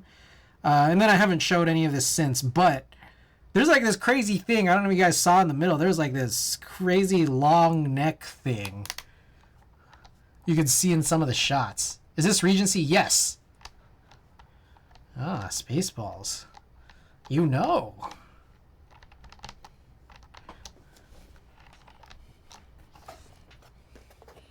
I'm a fan of the Surface line. I was using a Surface for work. I wasn't a huge fan. TBH. I'm getting ready to wipe Windows 10. They're backporting Copilot to Windows 10. I don't want that shit on my hardware. Hey equals they. I hate that venue. Sound quality is dog shit, but all the metal bands I used to listen to would perform there. I've learned to like it. I used to think similarly to that, but I think I go there enough where I've kind of been able to. There it is. Hey, there, right there. The long Shrek neck thing. Anyways, what was I saying? Oh, like yeah, I've learned to just have a working relationship with it, and I appreciate it now.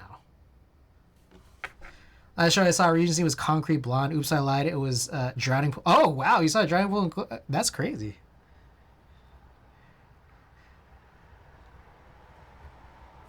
This Ivy guy. I want to try the AMD versions, but no, thinking about the old Intel version used to have Thunderbolt. I think I might have missed the previous message there. Wow, Drowning Pool, right? There it is, the Sriracha shots.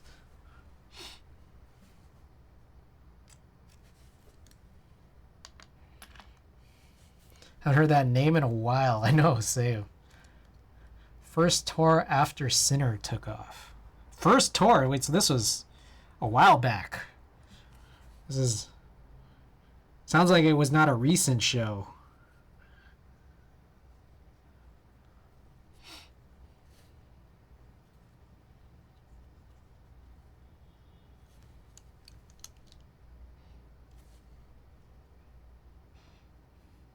My work rig is an AMD base Legion 7. It's pretty damn nice. No complaints. It's just that awkward in-between size where there are better sounding venues that are smaller like Rickshaw and smaller size or similar size like August Hall and DNA Lounge. Regency sounds bad like the... You don't like the Warfield? I love the Warfield. Warfield's lit.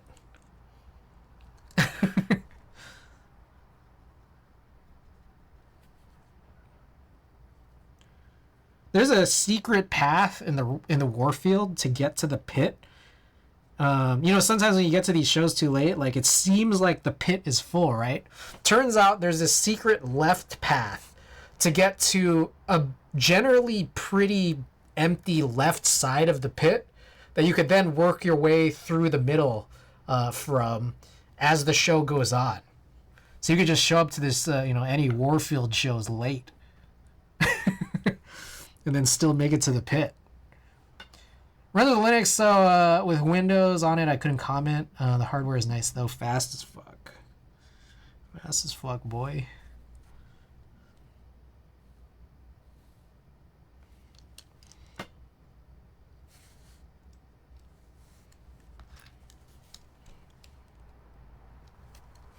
I'm gonna be honest.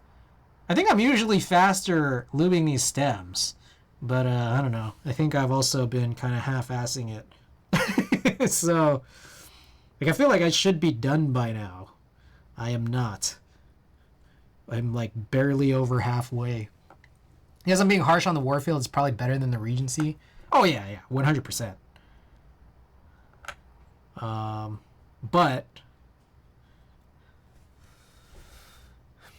at the risk of doxing myself, I live closer to the Regency than I do the Warfield. So that's kind of one of the big reasons why I like the Regency so much. I'm very close to it.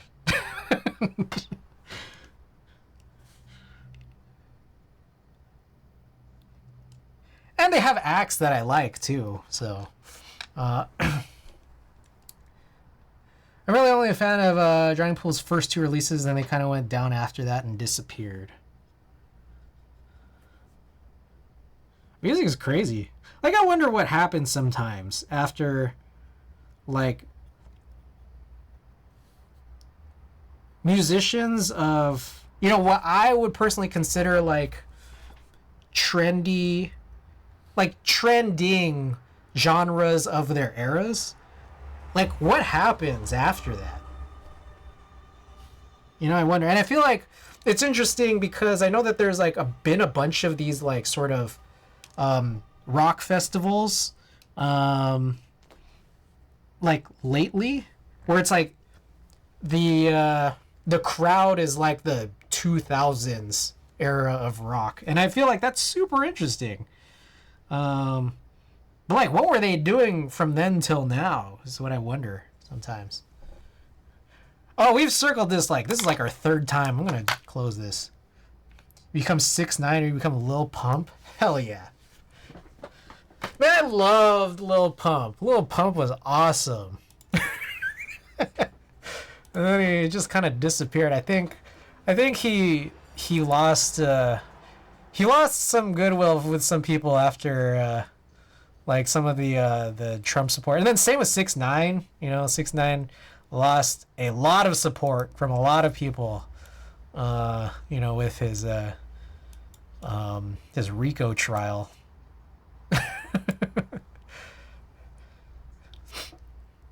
You know, like Japanese Breakfast or MXM Tune or Jacob Collier or Benny the Butcher. I keep these running all night if you guys want. It's one of my favorite goth clubs back in the day. I've been to Warfield twice, once for Slayer and once for the legendary Pink Dots. Those two bands couldn't be further apart. All right. You seem to have one vote for Japanese Breakfast. I really trimmed this down a lot. There's like hardly, this is like less than half of what I had for Slater and Gorgon City. All right, here we go. Slideshow. Jacob Collier. All right, we got to vote for Jacob Collier too. I don't know who any of these artists are. Japanese Breakfast. I love Japanese Breakfast. She had a gong on stage. I think this was the first. This is like the second show after the pandemic that I shot, or like after like the reopening of shows to shoot here in San Francisco.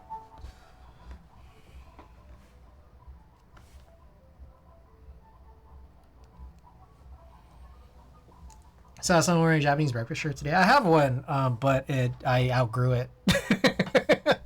It is now too small for me.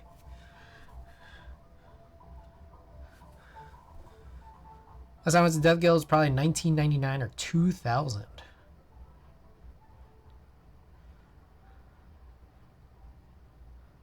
I don't think I've ever been at Death Guild. Where's Death Guild? Is that in San Francisco?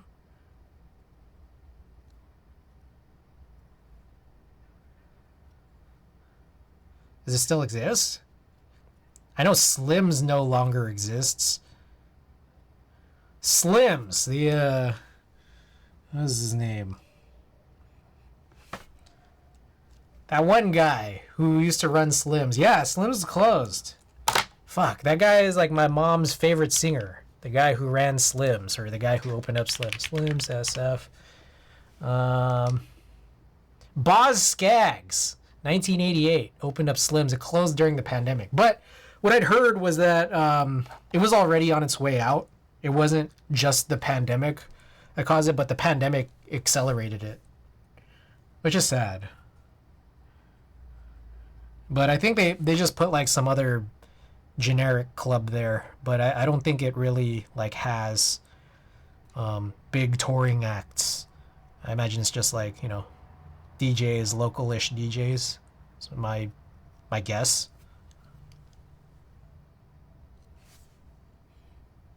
Is DNA Lounge still there? Yes. You know what's funny is that I don't know if I've ever actually been to DNA Lounge. Like I'm always like near it, but I don't think I've ever been. Brighter Death now attrition layback.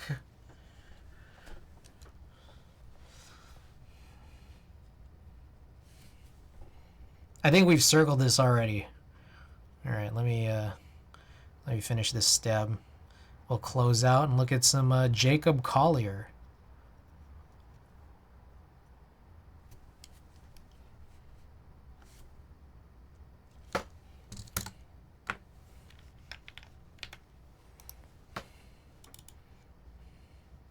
The hell? I guess it was this. I don't know. This guy seemed like a cartoon character. I don't know if you guys know Jacob Collier. This guy is like a really, really talented like music genius guy. But he also seems to have the personality of like someone who hosts a Nick Jr. show.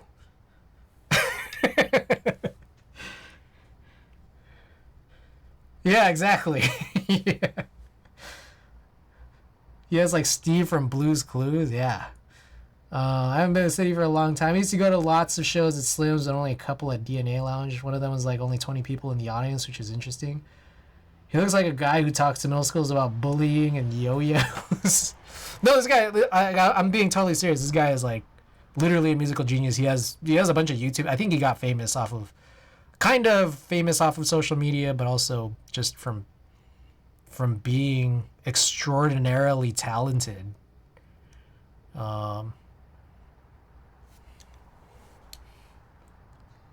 1991 Sisters of Mercy and Public Enemy. That's crazy.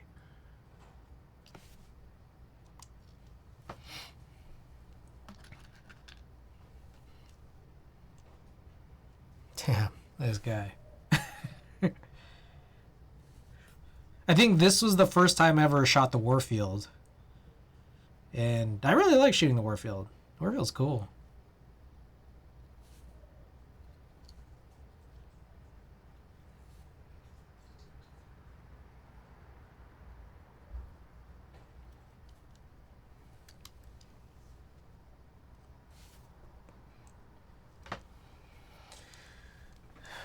Time would have been really into that. A girl I was dating lived in Denver while in school. She bought tickets and I drove to Denver for it. Oh. Sister Mercy 6 or 7 times, something like that. Is that the artist or like the band you've seen the most? What's the act you've seen the most? was amazing. It was in a warehouse. Oh, that's cool.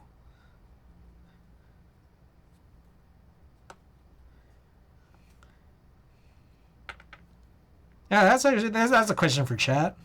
What have you guys? What musical act, have you seen the most? And how many times? I should start winding down for the night. Have a good evening, everyone. Thanks for Chris making me miss SF. Yeah, no problem. You betcha. Social Distortion would be the band I've seen the most. I think maybe 19 or 20 times. That's crazy. That's wild. 9 Inch Nails 5 times. All right. Most times it's Me Without You, probably 10 times. Ooh. That's crazy. 19 or 20 of them. That's nuts. Yeah, I've hit Tyler the Creator about 10 or 11 times now. I think 10. I wish I'd seen a band multiple times, but if I had a chance to see Chon live again, I would. Oh. I don't think I've seen Chon, but I remember I had a very brief Chon phase. And then I also kind of, since then, don't really remember much about Chon. A very, very brief. All right. I don't know. I don't know how many of you guys. Oh, this is Jana. Shigimazu. I don't know if Shigimazu's still here, but this is shots from Jana. If you're still around. They're fucking awesome live. Babyland like 10 times. I've also seen Vince Staples maybe like 8 times, and most of those times were opening for Tyler. I'm still here. Hey, remember this? I was gonna ask about Jana. Yeah, these are the shots. So it's cool. I don't know if you guys know Jana. Famous EDM musical act, also on Twitch. So I jumped at the chance of being able to shoot her. And I got it. 2, 4, okay. I'll do 2 more here and then I'll start putting the tops on. If we're talking sign bands, and my friend's band, Anna Crucis. I used to hang out at their rehearsals and went with them. They opened for Megadeth for 3 months. That's crazy. Wow. Megadeth? That's wild.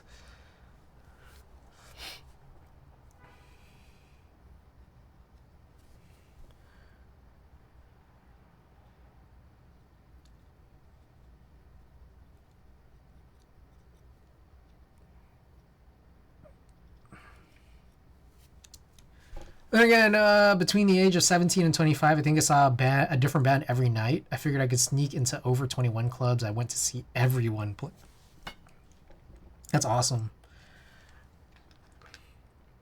I didn't do every day, but there was a brief period, like maybe around 26 or 27, where I was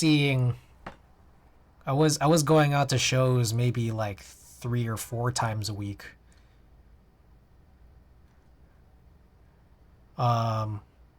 Some of the craziest was like I willingly drove down to like Santa Cruz on like weeknights to go see some acts at the Catalyst. Like I saw Lil Uzi in Santa Cruz in like 2017.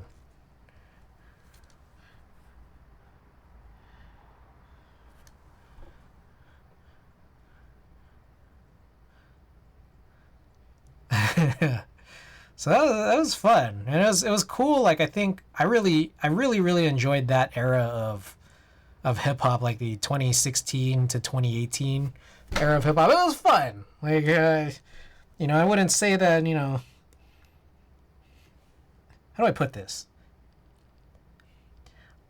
I like that era of hip hop a lot.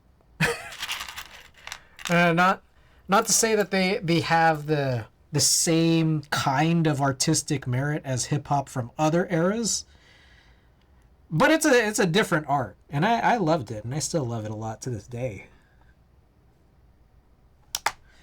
And so it was really cool. It was really cool being out there and being kind of just all over the Bay Area watching shows. Nine Inch Nails and Depeche Mode are the bands I've seen the most, around 5 times each. After that, Tool are the ones I've seen most times in a single week, too, at different venues. Oh. I have done like back-to-back nights of a bunch of artists. I've seen James Blake on back-to-back nights, Tyler back-to-back nights. I don't know, I forget. There's probably a few. I need to quit out of this Jana show. We've looped around. What the hell? Let's do MXM tune, and then we'll call it for these slideshows, because I think this is probably the last one that I'm super proud of.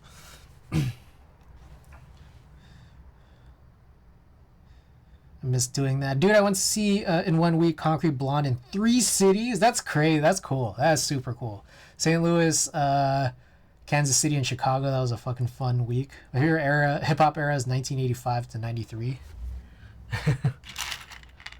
Dang. That is a big part of that era prior to my birth. Dude, that's awesome. Yeah, I've gone to see Jen again since this slideshow. Oh, that's cool. In the Bay Area? Or was it at a festival? Where at?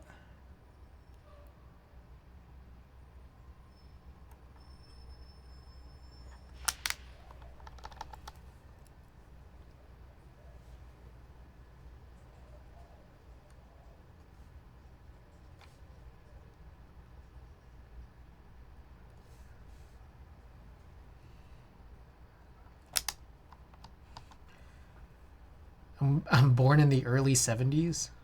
In the Bay. Okay. Her own show or like a festival? Or like, was it like a club event? Blade Appear. Ah, got it. Oh, it's lit.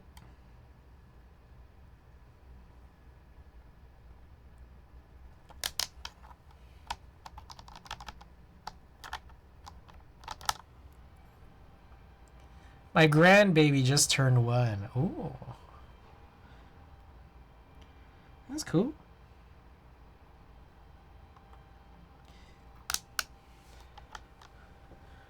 I'm sure your grandbaby doesn't look a day over 0.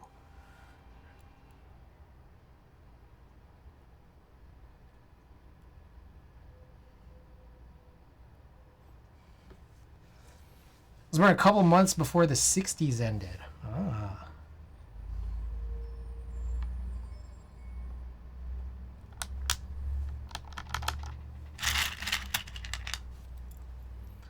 Yes, I'm not the oldest.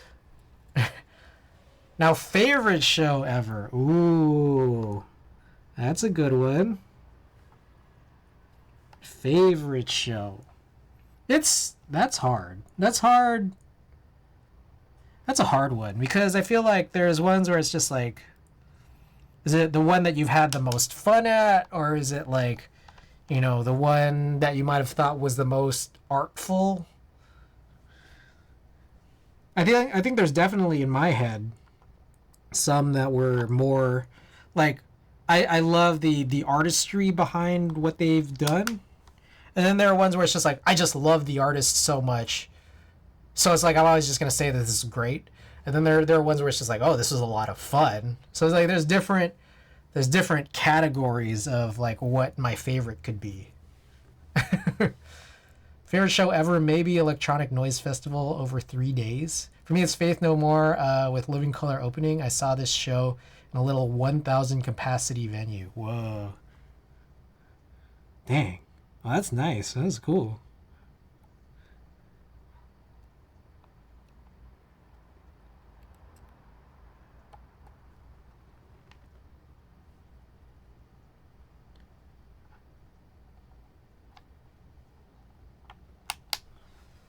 Yeah, I don't know. I mean, like, I can think of... Okay, so I think that there's a couple where it's just like, oh, this is... So, like for example, like the artistry category. I recently saw Yeji. Kind of like, I don't know, electronic, down-tempo. She's like a Korean artist, Korean-American. Um, and I thought her most I've seen her a couple times, but I thought her most recent one was really really cool. Um, and then the other one I'm thinking of was Solange. Solange had a really really nice show, but I wouldn't say that those are the shows I've had the most fun at.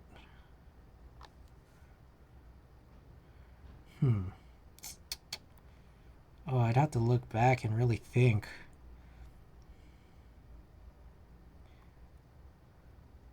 I know that the first time I saw Korn, because it's like I used to listen to a lot of Korn as a teenager, but then I never saw them until like 10, 15 years later. And the first time I saw Korn, I was just like, I don't know, I was just like smiling the whole time.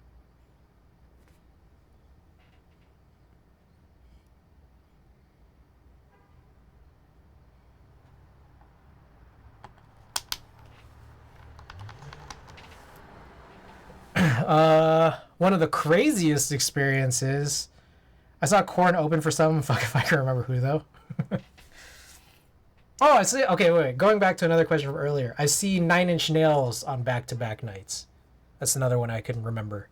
Anyways, on to Mississippi Nights to see Skinny Puppy. Not bad. Ooh, oh, that's super cool. One of the craziest experiences I had was Sunday service, Kanye at Coachella. And what made that really particularly special was that my brother had like guest pass, like access for me and my buddy, because he performed earlier in Coachella, that weekend, weekend two. It was interesting. Like there's so much to it. It was interesting because this was 2019. That was the only year of Coachella ever, I think, where it was 2 weekends, and people were probably more excited about weekend two than weekend one. And so there were all these people who came out just for that. And it was just a whole wild thing. Being like, I was basically on the same, the mountain, like with Kanye. Like there's a good, solid, I don't know, I want to say maybe 1,000, 2,000 people on the other side of the fence who just got to be on the same side as Kanye. And I have some pictures of it. I've been running through MXM Tune quite a bit here, so I can X out of it. I have some pictures of it, and I think honestly I might need to redo these scans, and also I might need to redo scans from my first all hands, like my volunteering trip back in 2018. There's a lot of these photos here where the way that I scanned them are kind of messed up, and I think they need to be redone now for the third time. But I can probably peek into it. It's around 223, 222. Let me find it. Ah, here it is. Yeah, this might be the roll, unless it was. Yeah, okay, here it is. Yeah, it was Sunday service. So yeah, you can see here. This is exactly why I do that thing now where I cover these sprocket holes, because when you have shots that are crazy overexposed, then you start to see, like in the scan, some of this shit come out, like from the sprocket holes.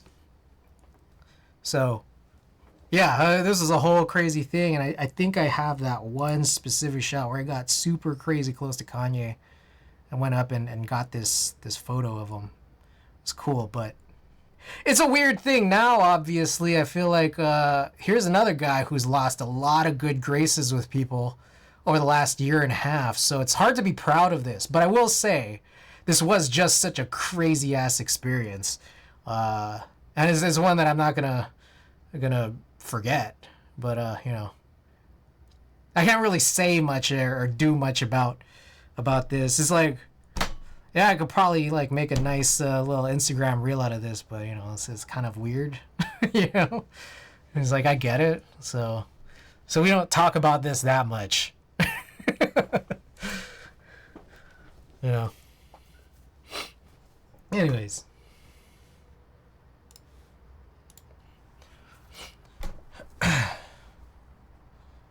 Saw Skinny Puppy with Ministry and Jello Biafra. I don't know who Jello Biafra is, but the other two I know.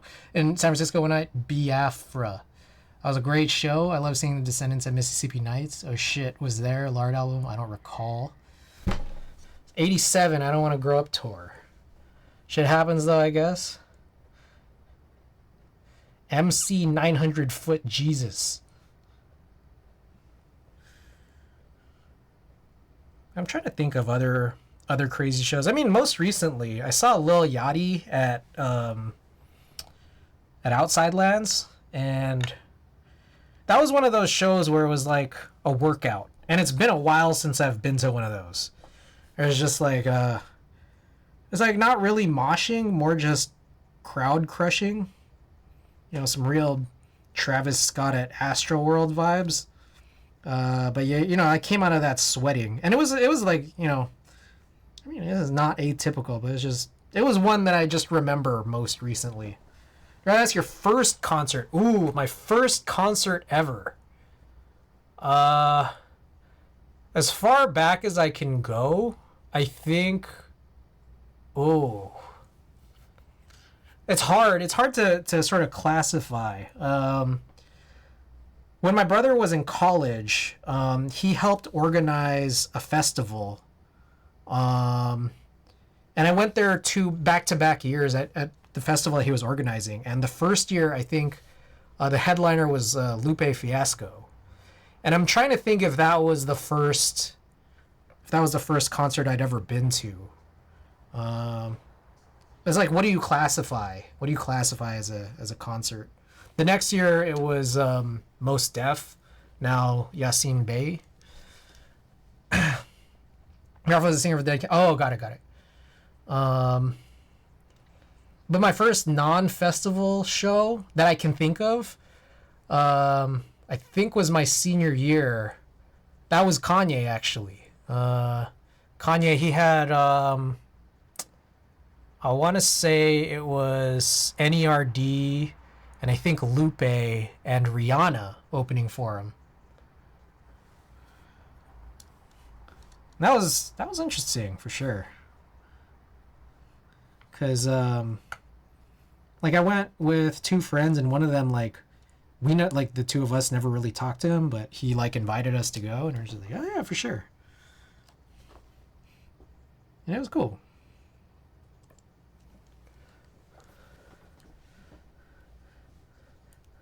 When I was in college, my freshman year of college, I was out at Berkeley, and then they'd have like, I'm guessing, I don't know if they still do this because it's just like I don't go out there a lot, but at I want to say it's Rasputin. At Rasputin, they like had artists who'd, like, you know, perform on the upper floor.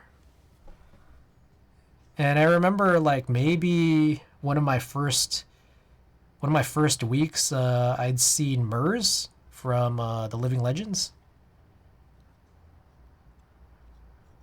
And I'd gotten super into Murs like a couple years before, because one of his songs was on the NBA Live 07 soundtrack. And I was playing NBA Live 07 for like multiple years. So I got really, really acquainted with that soundtrack.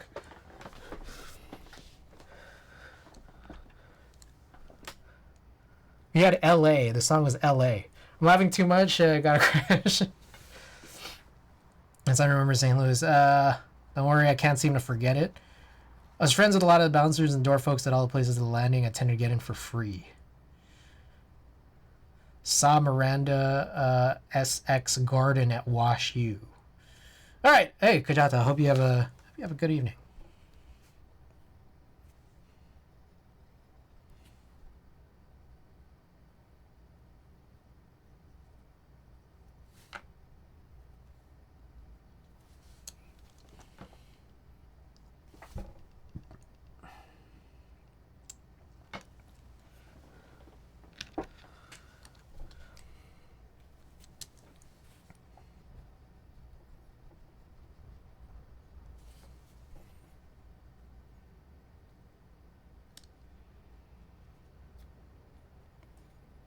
What are some other good, interesting ones? I've seen Lil B.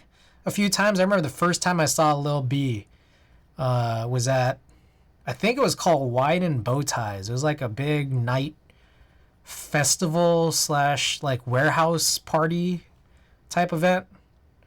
And Toro y Moi was doing a DJ set indoors inside the warehouse, and then Lil B was like the outdoor headliner. I remember that was really interesting because I don't know if you guys know much about Lil B's music, but I remember what I found really interesting was his backing tracks, like his like the instrumentals he was rapping over were like it was not like there was no instrumentation, there was no band or anything, but he was like playing these instrumentals, what I presume off of just like some kind of Serato or laptop or something. But like they weren't his normal instrumentals. They were like slightly different. And they sounded more like generic Casio keyboard than the actual normal instrumentals. And I was like, this is really weird, but I'm with this. This is bizarre.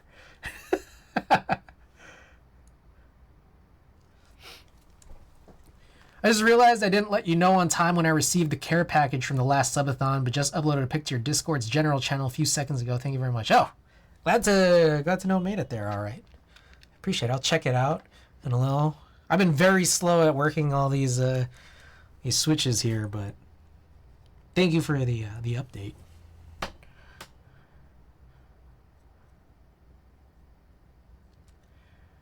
I feel like this brush is pretty dead.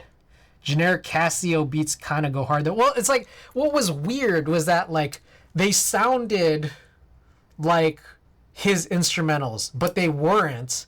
They were Casio keyboard versions of his instrumentals. That was weird. That's what was so weird about it. Like it was crazy. I wonder if I still have any phone videos or anything of that.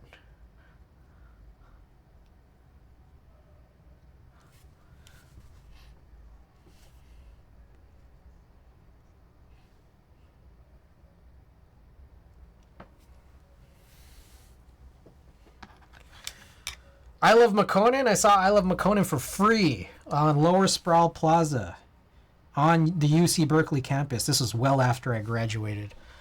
But yeah, that one was cool because it was free. And also, it's McConan. I love McConan. You guys like I Love McConan? He's saying Tuesday.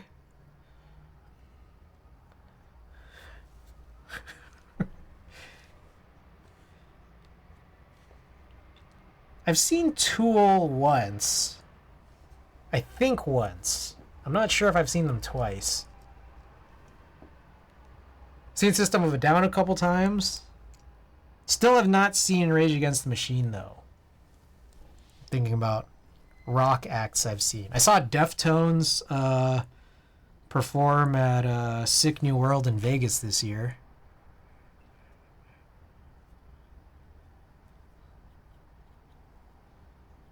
What other rock acts have I seen? The only show I've ever seen at a university would be Rob Zombie. He had a bunch of old punk bands opening for him. That's cool.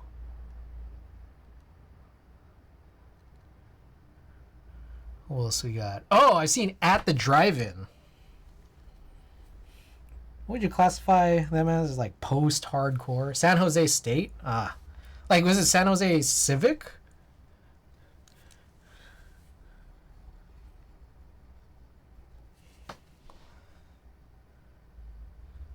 I remember I bumped into a couple friends. We were to see something like that at a university.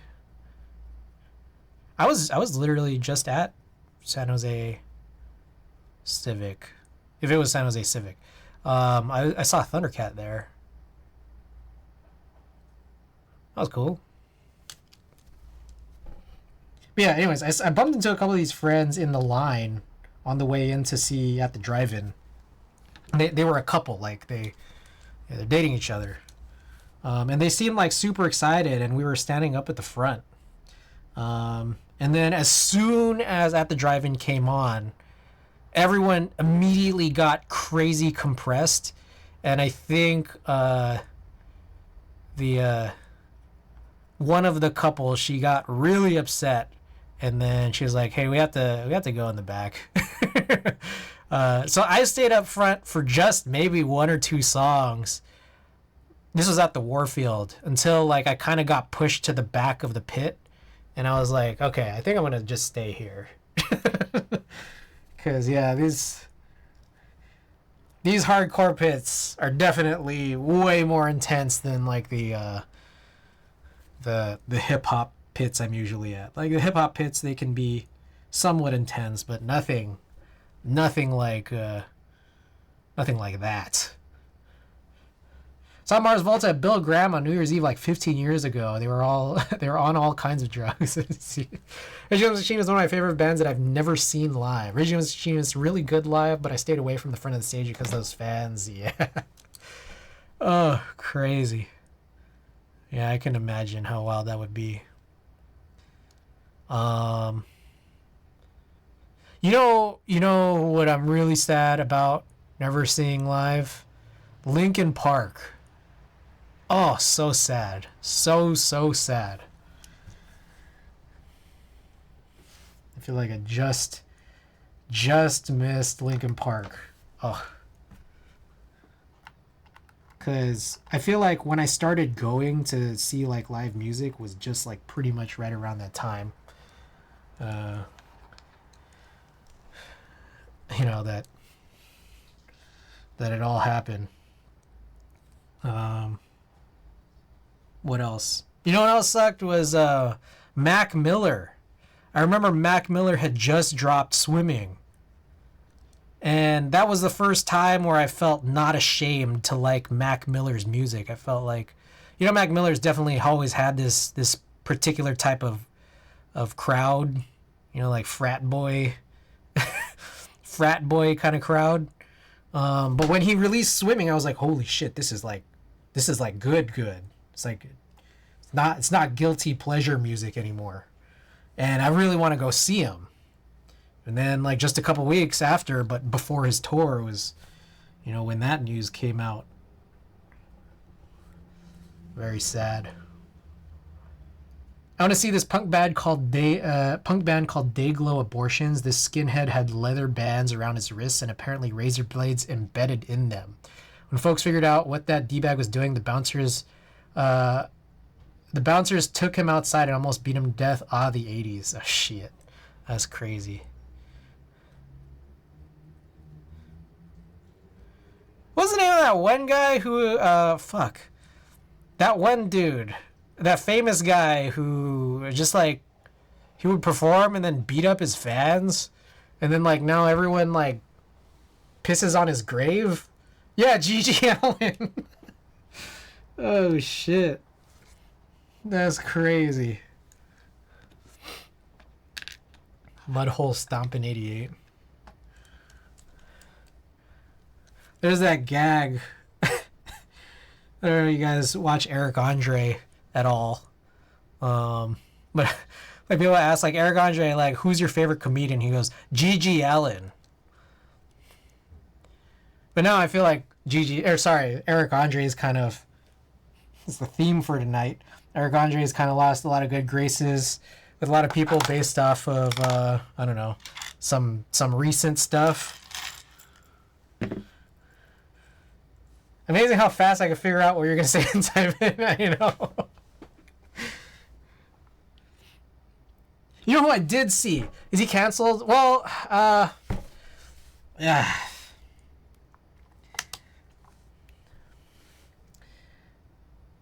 I'll say this and I'll probably just leave this here without divulging any more or continuing this particular conversation. But apparently a lot of people seem to be upset based off of, I guess, some petition he must have signed and they found his signature on it. Related to the conflict. Related to the current events in the world here. Uh, how much more we want to speak about this? I don't know. But, it's interesting. I think like the idea of celebrity is very interesting, is what I'll say. I was a bit of an obnoxious jackass, but I haven't heard about anything recently. I think as of late, like, he's achieved a level of fame where his comedy can't really persist.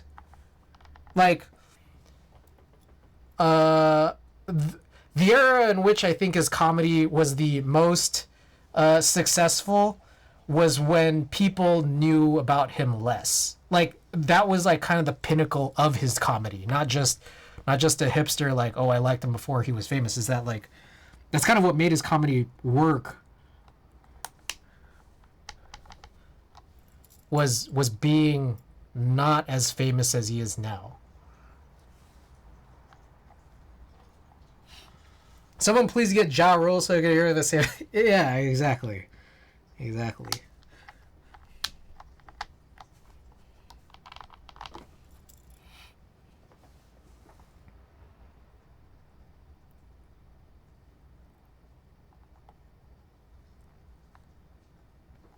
Is it raining? No. There's just some wind blowing outside.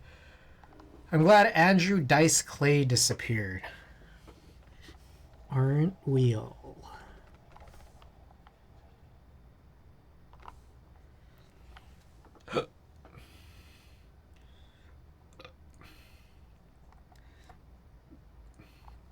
Excuse me.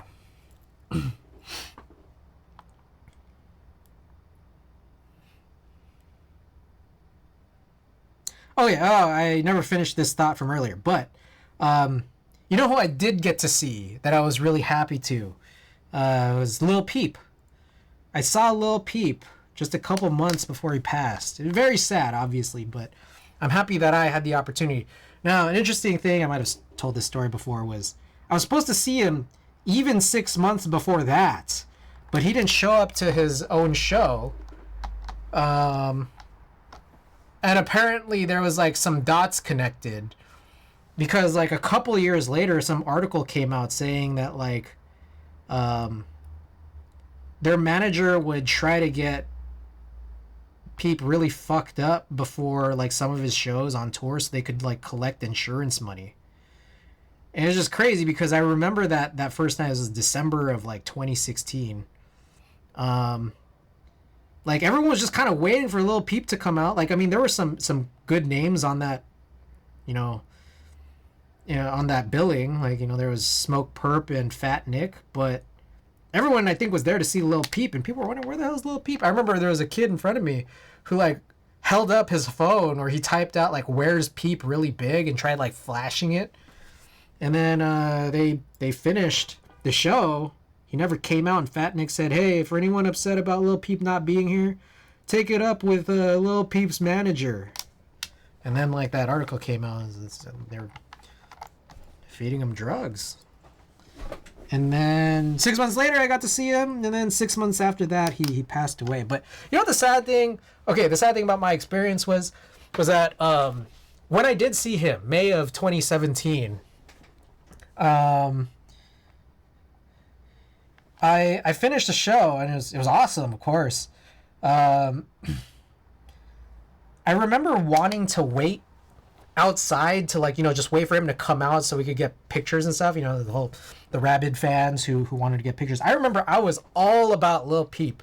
I don't know if you guys, if anyone here is not familiar with Lil Peep, but like he basically, in that like 2016, 2017 sort of era, I think he was kind of, I don't want to say the first, but he was like the face of this wave of like bringing like emo elements to like hip hop with like, like trap drums. And they were doing like a lot of sampling of like, I don't know, like mid 2000s emo, but like putting trap drums on them. And it was interesting because I wouldn't really say that he was like a rapper, but people would consider him a rapper, but he just sounded like an emo singer, like an emo vocalist. But like he was kind of like right before Juice World and all that. Anyways, I was all about him because I was like, dude, this is crazy. Like I saw him and like I listened to his music. I was like, this is actually crazy. And I would tell all these people about him, and I felt like people just like at least people who didn't really listen to music that much because they were just like, for example, my coworkers or people who weren't they're really interested in that style of music necessarily. I'd say like, man, you guys gotta listen to Lil Peep. I think this guy is next up. This guy might actually be like next up. And so like I was kind of crazy about him. Like I didn't know like all the words, all his songs or anything. I didn't listen to all his music, but I knew that this guy was something special. So, anyways. May of 2017, I'm trying to wait outside, the show here, waiting to see if he'll come out. And then in the middle of waiting there, I was waiting maybe about 10, 15 minutes when I know that it probably would have been like an hour and a half before he'd come out or something, right? But I remember 10, 15 minutes in, I'm like, oh, fuck. I just start panicking because I'm realizing, oh, shit, I'm on call. I forgot I'm on call. And I don't have any of my stuff with me. So like I start driving home. Like I just get out of there and I just bounce, try to get home as quickly as I can to get to my stuff because I think that this this might be a somewhat crazy night for on call. And then like halfway through my drive home, I realized, oh fuck. I think I got removed from the on call rotation this week. I didn't need to leave at all. I should have just stayed. And then, I don't know. I never got to, like, meet him. So, that's my story.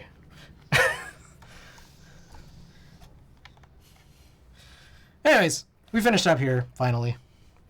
So, let me try to push all these down. Make sure these are all as closed as possible.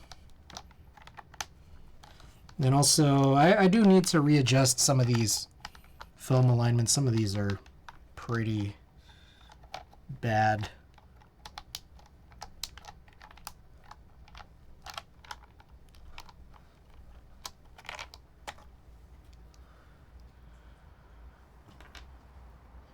We've also heard some Lil Peep on this playlist I've been playing today. Kind of a coincidence, I just chose this Smooth Sounds playlist, Raining in Paradise. I'm sure we played this before, I just don't really remember. This is a lot of that, like, sort of, I don't know,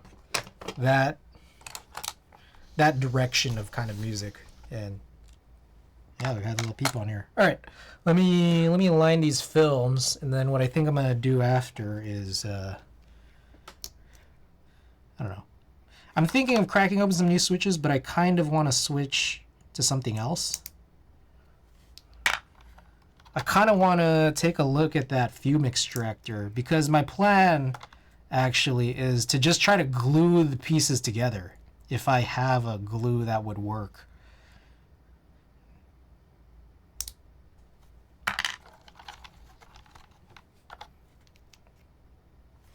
Good.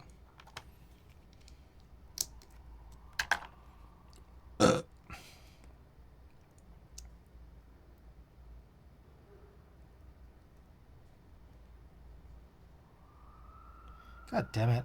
This fucking film.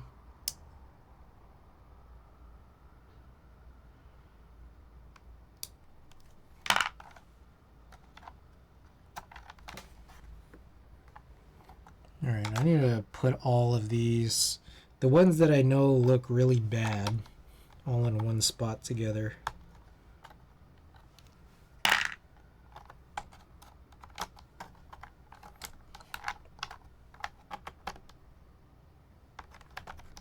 Wow, there's a lot of these that don't look so hot.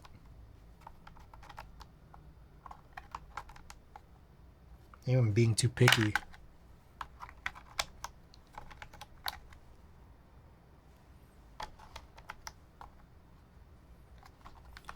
I think this one's good. There's like more bad than good.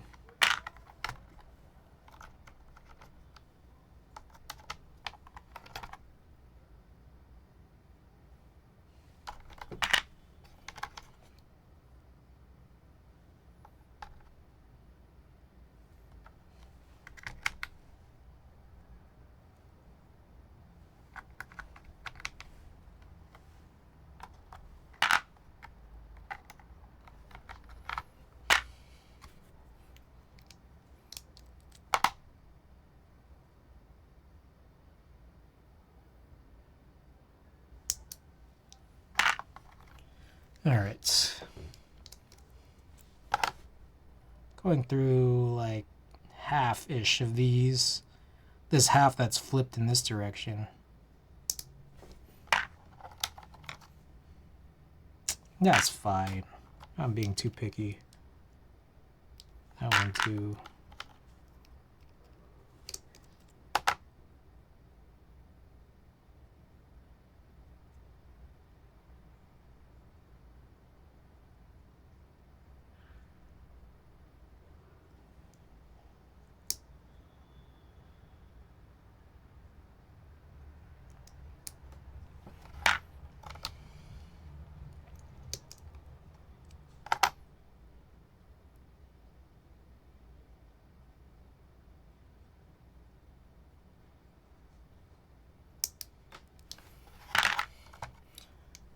Interesting thing had happened. Switching topics entirely. So I subscribed to the full, the Creative Cloud all apps. And I think at some point, whatever deal I was on disappeared. I've been subscribed to it for several years now. And now I'm paying the normal rate. And I had to renew again this year, and it prompted me hey, your car is broken. So I fixed my card, and then I'm paying again the full rate. A couple days later, this was maybe last week, I go and look at what are the deals, or all the individual deals for apps, because I'm just I'm paying too much. I feel like I'm paying too much. Turns out the all apps deal has this stupid ass Overwatch BattleNet thing where it's the same exact thing but a better deal. The other night when I was trying to do the whole Overwatch thing, $50 for 5,700 coins or $50 for 7,500 coins. Same shit. But it's same price, but one's clearly better than the other. Same thing happened with Adobe. It's $600 a year. I've been paying this for maybe a couple years now after my initial deal expired. I look back at the list of deals. I'm what the fuck? They're offering this for $360 and there's no limitations for anyone. It's not I have to be a first time customer or anything. Is that the bad? Thanks for getting and thanks for streaming. Hey, zzZZZ, thanks so much for being here. Hope you have a good night. There's no restrictions. It's I'm not even have to be a first time customer. So I was able to cancel prorated my deal, but I kind of was out 30-ish bucks for the partial month that I've been on. Ridiculous.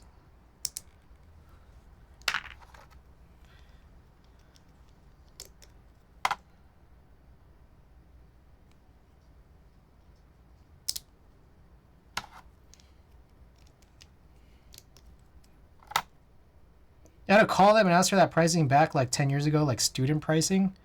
Yeah, what the hell was that? I'm just I don't understand how it was it's okay. So here's the situation. I'm still using my college email. And I think at some point my college email kind of I don't know, it disappeared, but I'm still using that to log in. And at some point in the many years of using my college email, the deal got worse and worse until it's now just a normal price deal. But it's this thing I saw the other day is just this is the student pricing deal, but it says nothing about me having to be a student. I just get this right now. So I'm still using this college email that doesn't actually have a working inbox attached to it. And I got my student-ish deal back. I don't know if it's actually the student deal. Koala, welcome back. How's it going?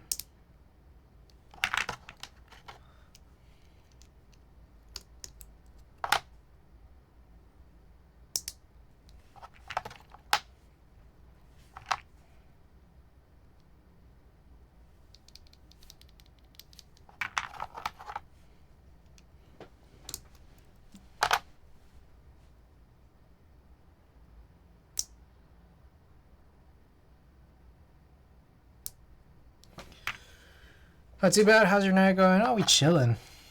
Spending all this time doing stems. I don't know. I feel like I've been really particularly slow tonight, but we are like nearly finished up here, so it's good. I need to just check which ones need to be adjusted, which a lot of these do. That's fine. Fine. That's fine. That's fine. Fine. Oh shit, this one's terrible.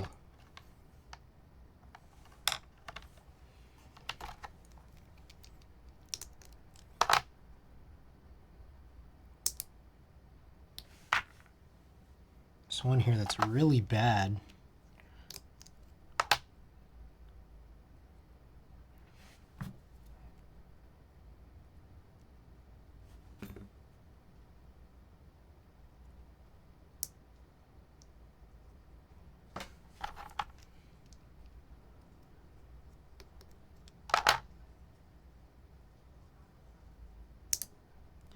Okay, fix that. Nice.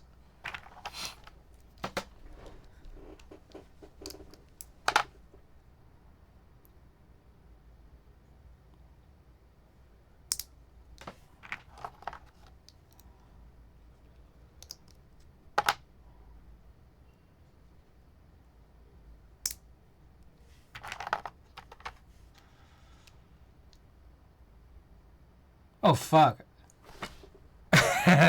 Shit. I think I might have mixed up my spacebar switch, which is fine because I did mark it up. I just need to track it down.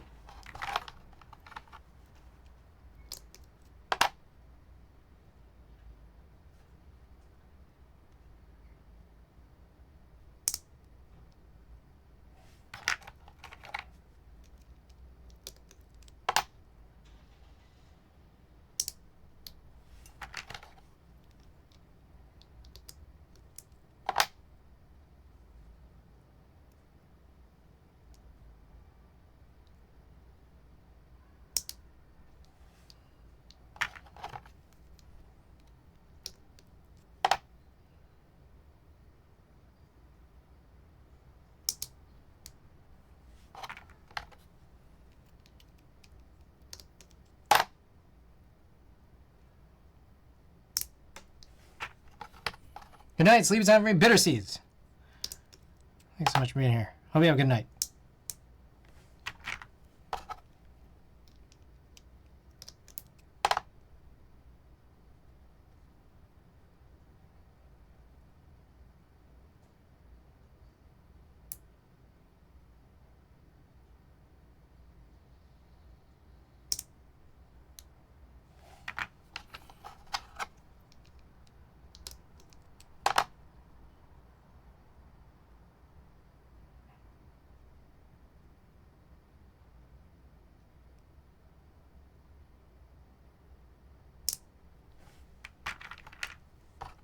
Only just a few more left here. Damn, I gotta find that switch though. That was silly. You don't catch me doing that. I hope it's in there.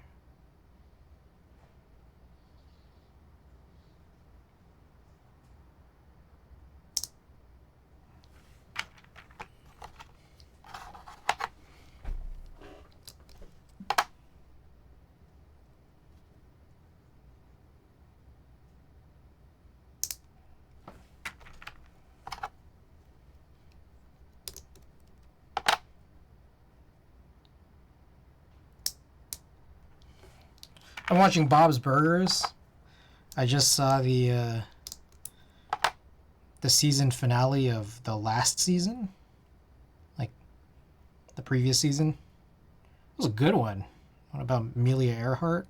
That was amazing. Okay, let's try to track this down. Damn it. This is very stupid.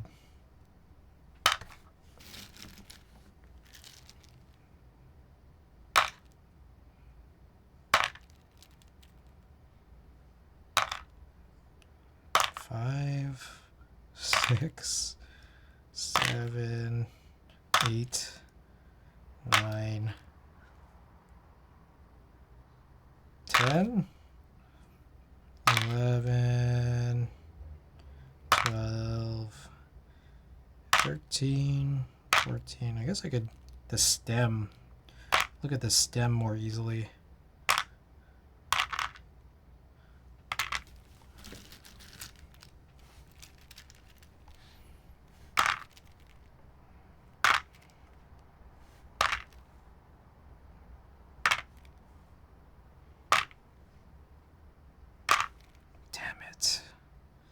That's so stupid.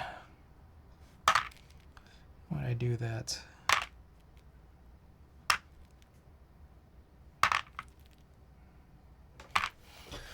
Ugh.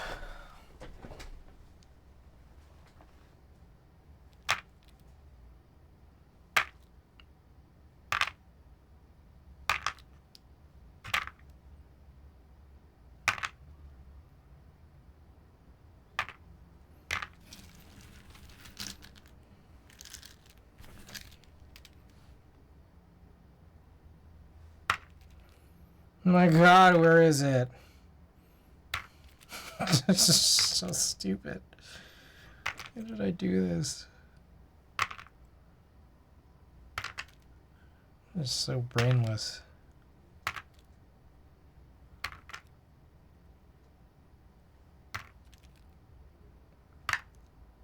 Oh God, I found it. Okay, let's bag this up.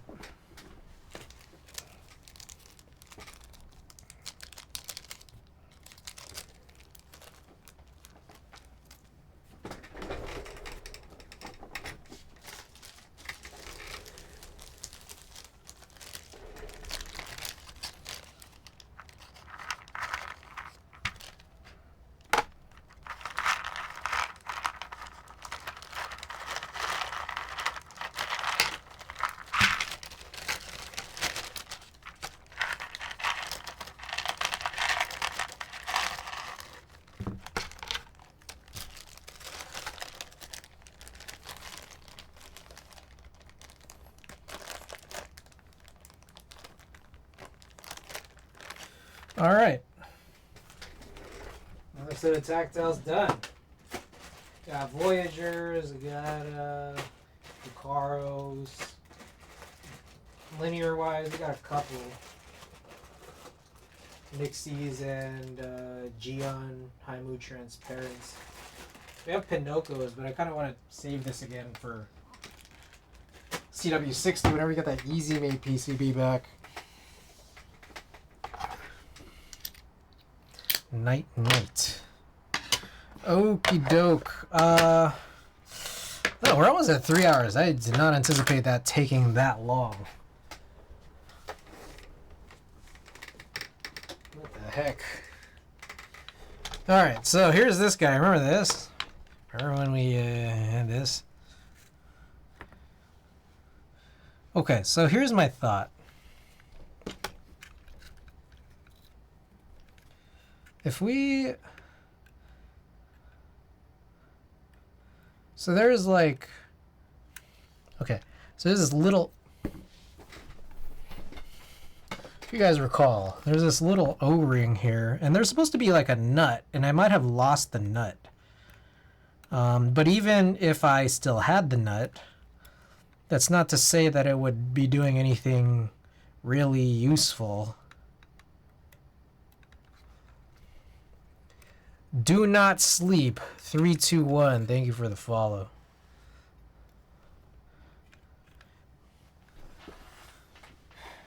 No nut November strikes again. Once again. You've done it again. No nut November.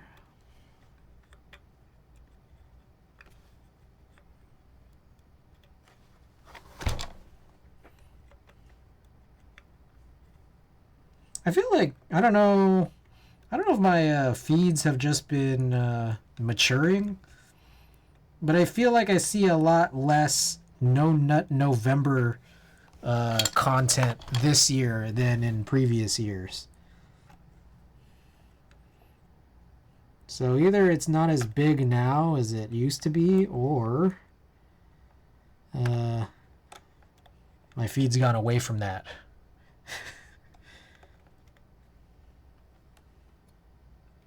Trying to take this ring off. Oh shit, did I break it? Oh, good job, Chris. I think I just tore up the ring. Yep, I did. Alright, cool. People get tired of failing. Ouch. It's all good. I don't think I need it. Could be wrong. Okay, so the problem here is that this piece can shift up and down, and when it does that, that's when it starts, like, I don't know, making some stupid ass sound. Like when it's just like, I guess, hitting against this this filter. I guess one option would be just don't use a front filter and only use the back filter. Kind of a weird choice. But what I was thinking is that, like, what if we could, like, force... Sorry, I guess it would be... You'd force it this way.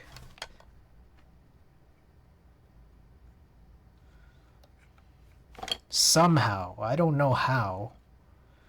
You would need a nut. A nut of some sort. And I think I lost that nut. But again, even if I had it, I think that nut was kind of split. Like, kind of like how I broke this. Like, it was just kind of split too much for it to actually work effectively. God damn, this thing is annoying. But there's got to be some kind of way to sort of adhere this on. Let me check.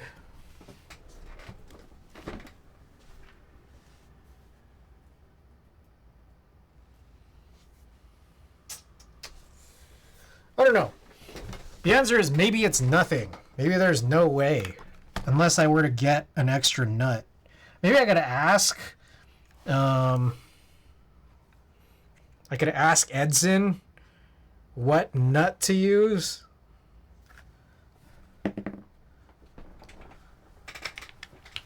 Or I could just ask them, hey, can you send replacements? Edson. I've actually emailed Edson once.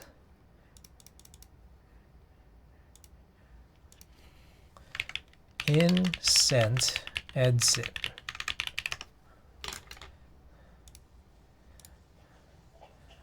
Okay, I guess it was probably from some contact form on their website.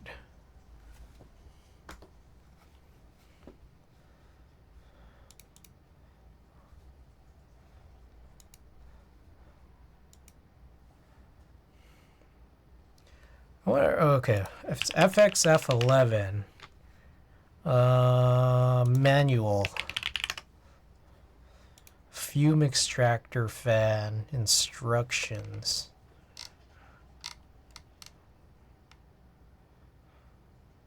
Okay, so you've seen this diagram before, probably. So what I think we're looking at here is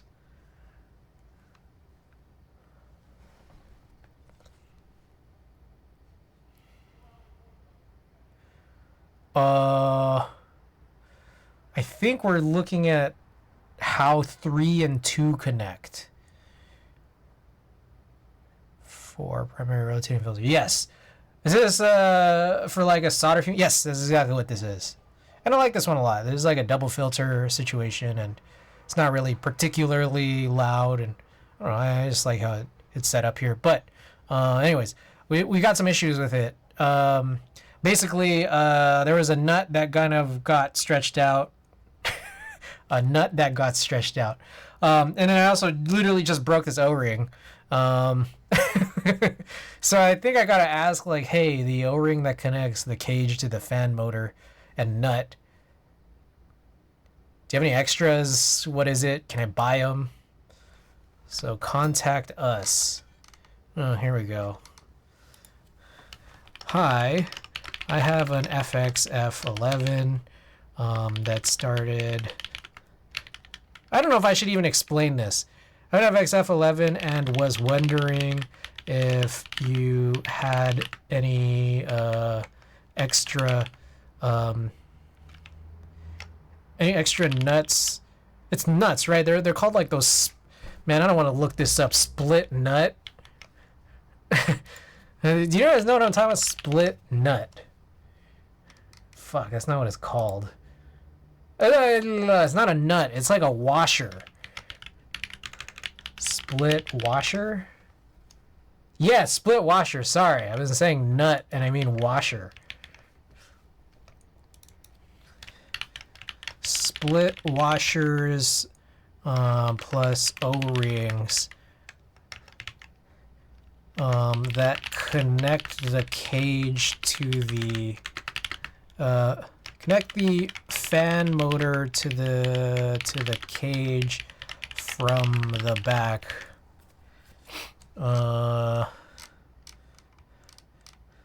What page is this on? I don't know.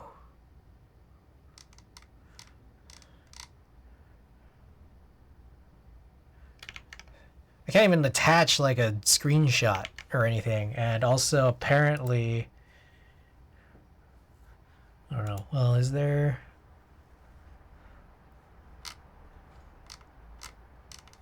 Is this the same? Oh. Wait, what is this? Hold up. I don't think this gets shown because the FXF101 is the actual fume extractor fan assembly. FX10 F1 FXF101. This thing is $104 alone. Wait, you can just... Wait, what? Hold up. You can just use this without the stand? But there's like... Epoxy putty fixes everything. It's a better version of epoxy. I actually have some epoxy, but I'm a little bit worried about using... I was thinking of doing it, but like I suddenly got like a bit worried based off of how this is supposed to connect. Because I get this weird feeling that if I try doing the epoxy everything solution, this might stop spinning. So I don't know that I want to take that approach yet. Anyways, manual? No, what the fuck? Edson. FXF101 exploded view. Oh yeah, okay, this is the same diagram except this one looks nicer.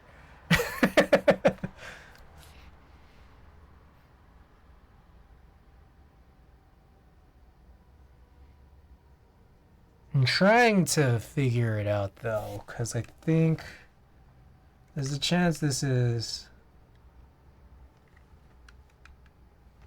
I don't know. See, this is what's weird is that when I look at this, how do you zoom in? There you go. When I look at this diagram,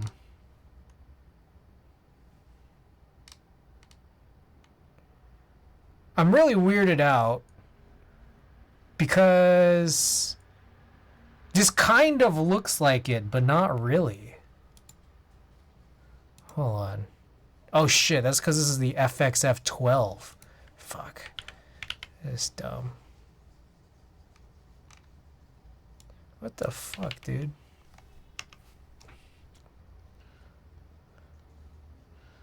So the only manual for this... It's like not even on the Edson website. The one that has the exploded view.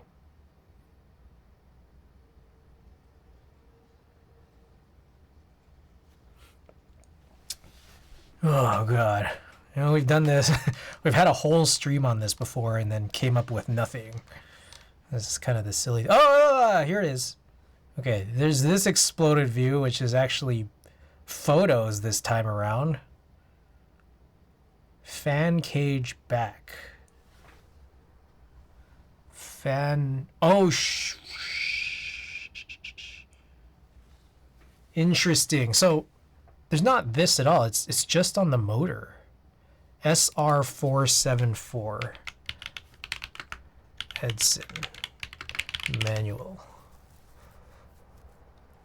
They don't have just a manual for the SR474. God damn it. Edson.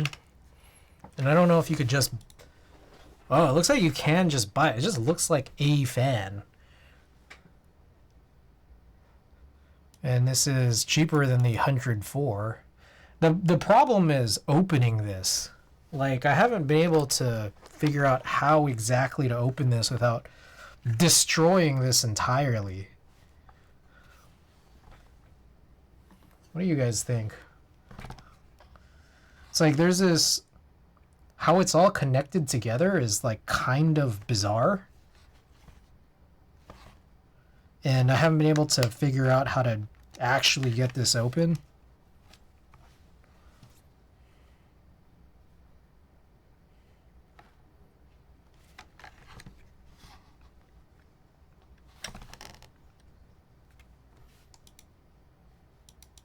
And also kind of like, man, there's like not enough photos of this.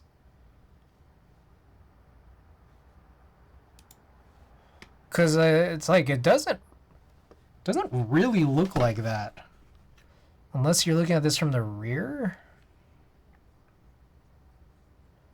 No. What the fuck? Alright, I need to rewrite this. I was wondering if you had any extra split washers plus O-rings that are used in the SR, used on the rear of the SR474 portion of the unit. Oh crap, you guys can't read what I'm typing. Because those, or if you could let me know what parts to buy exactly, as those pieces have broken off of my unit. Thanks, Chris. I think that's what I want to say. Oh, look at this PDF. What the heck is this? Just opening random PDFs from the internet.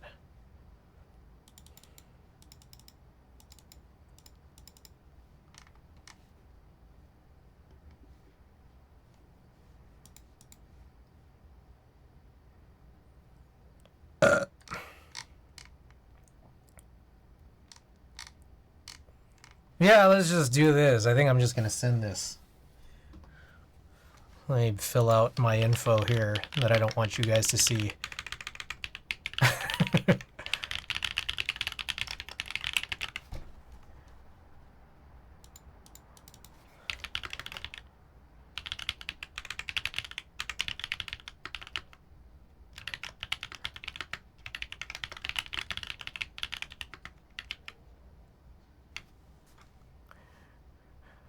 All right, submitted. Form processing halted for a suspicious activity. What the fuck? Bruh.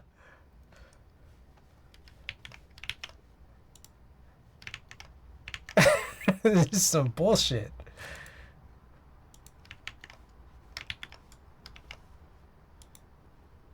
Submit. Form processing halted still. Okay, there's some general Edson contact emails, so I think I'm just gonna email that directly. Okay. FX F11 slash SR for 74 small parts.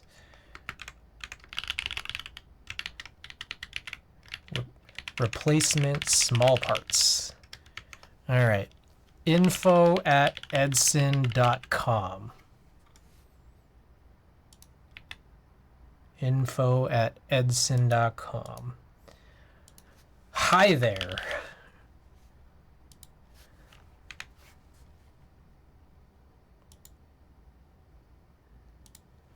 I guess I will also paste their own manual, PDF manual. I guess I could also take a picture of it, but it's hard to do so in the darkness.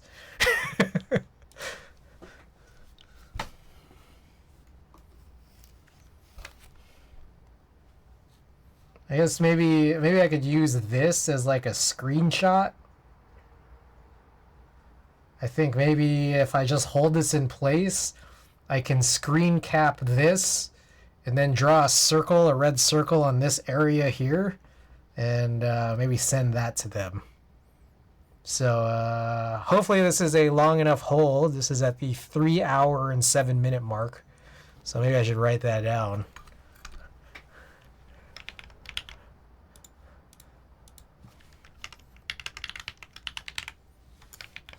Okay, I'm not going to send this right now. I'm going to send this once I can get that screenshot of this VOD.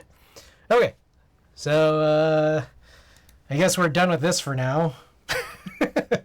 Not really done, but done for now. Alright, I guess I'll open up another set of switches.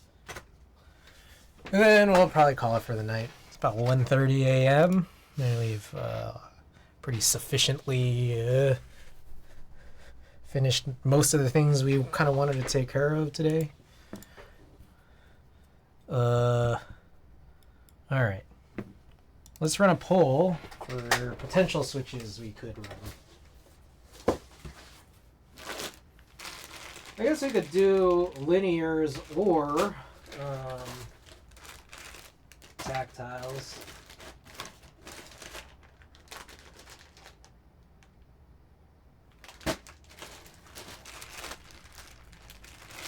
The question is, what should I do?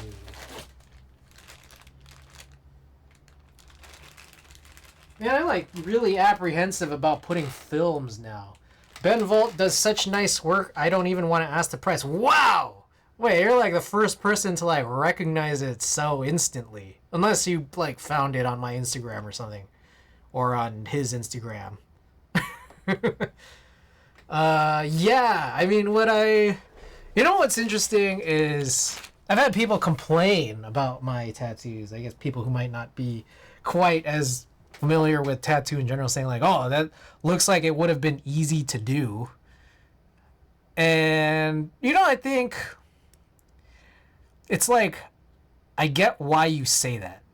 But I think that there's a lot of this artistry that is not being considered, which is his ability to pack black and to kind of go along with just like, you know, not just his ability as an artist, but his ability as a tattooer. And it's like all those things is what you're paying for. But yeah, I've spent a lot of money on this. I have. It's like when someone sees a Picasso and says, my 2-year-old... Yeah, exactly. My tattoos are like bold, flat, aggressive form factor also. Yeah, I love this, personally. I think there's some parts of it where it couldn't be packed quite as well. I think just some of my skin is not really quite as consistent as other parts. So like this, I think I did this first, and I think this still looks nicer than what came after. Now you can kind of ignore there's a little bit of like, you know, sort of a cover up / also a laser job being done here. But even if you look at some of, I want to say like here, I don't know if you can see it here, right here doesn't quite look as nice as what's on here. You have to look real close though. It's kind of annoying. I tend to wear the long sleeves because people start asking the dreaded questions. Yeah, it's funny. It's funny how it is, huh? Like, it's like I definitely wanted this because I wanted to be able to show it off, or at least, you know, I thought it was like a real cool big thing. But like, for the most part now, it's like, yeah, like, I mean, I just wear sleeves like a lot of the time for a couple reasons. One is because here in the San Francisco Bay Area, it's not hot. So like I'll just be wearing jackets anyways, but it also just makes it easier. This you can't quite hide as easily, but I think my beard does a pretty good job of it. And also if I'm wearing like a hood or a collar or something, it's fine. OMG, so cool. What does it mean? It's like, what do you mean, what does it mean? Not everything means anything.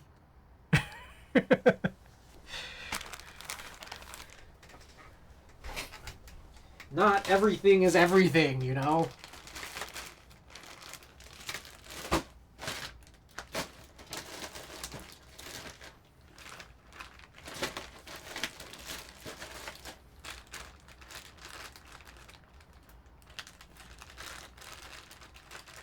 It looked cool, yeah.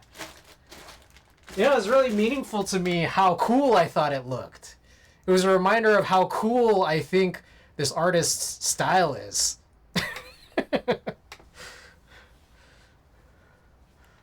And it's a reminder of how cool I thought it was back then when I got it.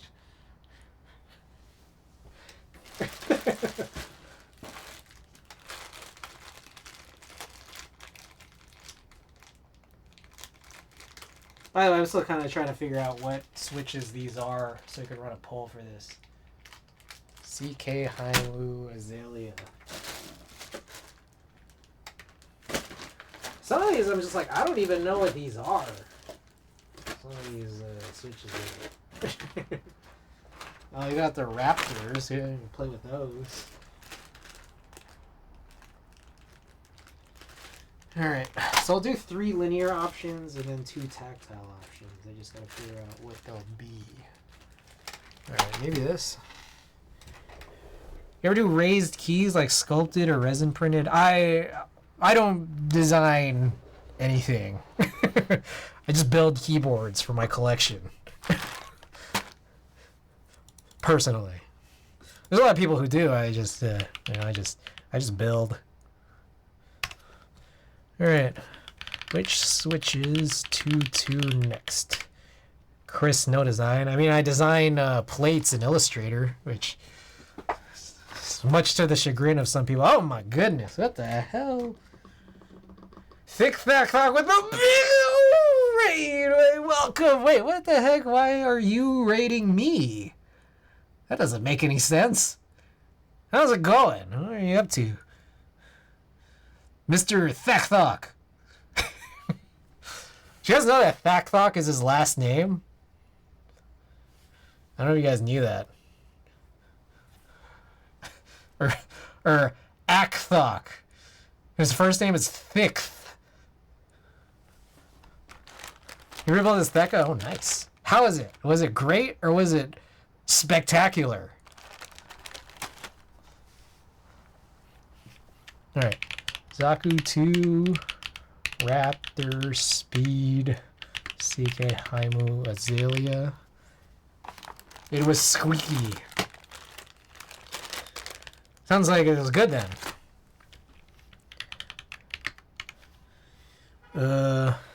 U4TX. Utemu U4TX.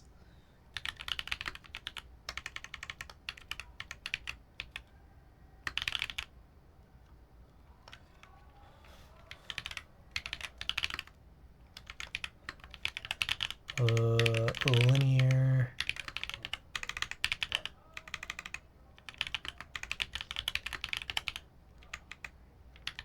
I just put U4TX.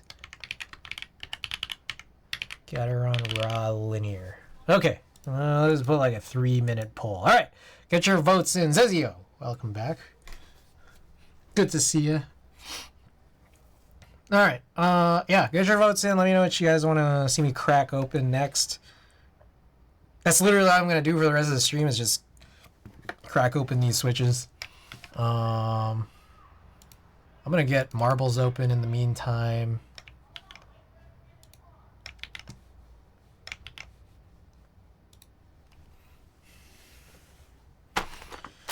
Okay, I guess I can also get this out of the way. I'm not using this right now, or not going to be.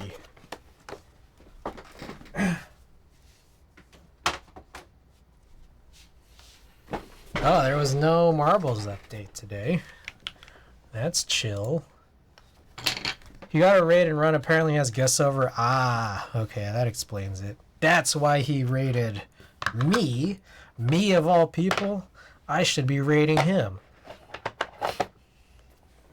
Anyways, hope everyone's doing good. Hope y'all are chilling. What else is on our list? I had a bunch more stuff on my list, but you know, we're kind of not going to get to that. I guess while we wait, we can talk about Black Friday shopping. Hey, in about, what is it, 5.5 hours, OmniType's going to open up their sale. Curious about trying the Raptor switches, but the color keeps me from buying them. I mean, what's kept me from buying them is that they're speed switches. I've never really used speed switches before. They say they're lubed already. So I'm thinking of using like some crazy long spring just to counteract how quickly this will actuate. Which is like, is that defeating the purpose? Maybe. Probably, but I think it would still be interesting, like to have it be like a really, really high, like start actuation force, but the actuation point is still like higher than a normal long spring switch. So that's what I'm thinking of doing if this happens to win. But you know, it looks like we got Zaku 2s winning right now, which is exciting. Also, man, I'm telling you guys, I've been like pretty fearful as of late. Filming these switches, man, this derivative kind of messed up. Thought Raptor was HE, is it? I don't know. Does this fit the footprint? And this looks like this just fits the footprint of a regular MX. I don't know if like Hall Effect does, but or these MX style Hall Effects, but I do know that they are considered like speed switches according to the Geon spec. Let's take a look. Why not? We're waiting on this poll anyways. Geon works. Oh shit, wait, what the hell? It ended? That was 3 minutes? Or did I just end this on accident really fast? Is that really 3 minutes? I'm like freaking out right now. That was like too fast.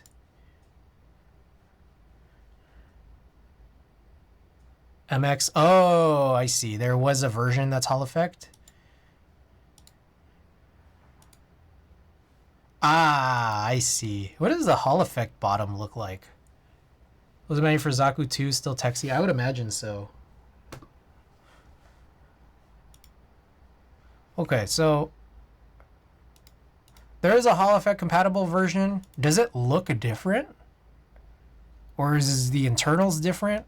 Like, there doesn't seem to be any pictures where like one looks different than the other. It's just one. Sure didn't feel. I know, right? Did I accidentally end it early? I mean, I guess we'll just do Zaku 2s. Texy poo poo. All right. Well, we're still gonna do it anyways. It won, so I don't know what to say about that.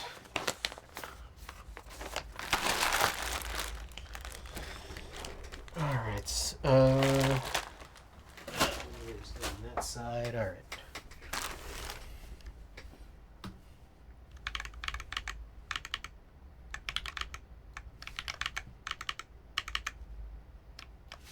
Let's go on this view. I haven't used this view very much this stream.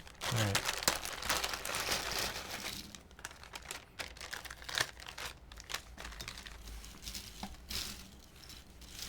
I don't know. You guys voted on it.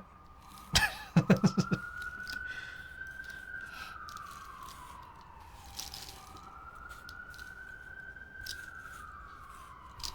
going to count out 60.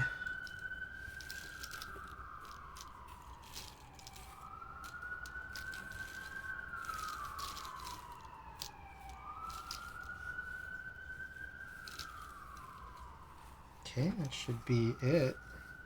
Yep. That's 10. All right. I'll grab a little bag now.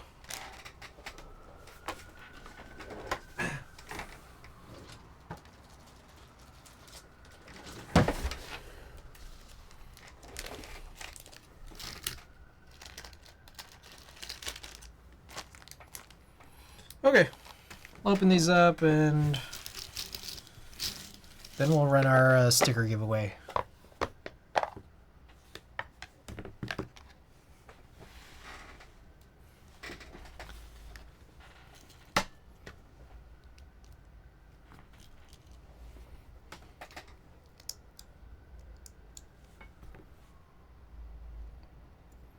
Okay, I got this feeling. What do you guys think? Should I film these? Maybe I should run that as a poll. I feel like, well, the thing is, this already feels really tight. I feel like trying to film these seems like a bad idea.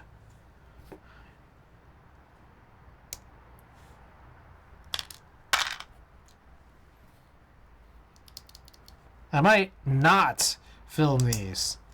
Would you guys be mad at that?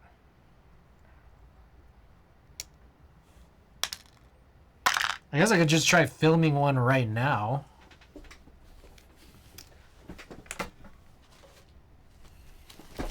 Nah, I'm good.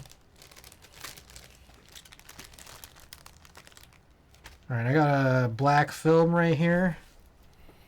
Let's try this out real quick. I feel like this is not a good idea, but that's why we try.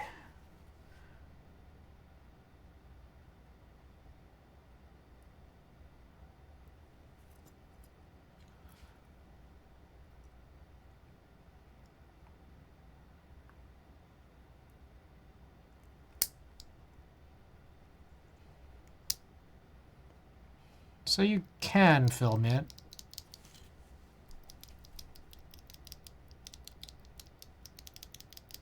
When Piss Yellow films?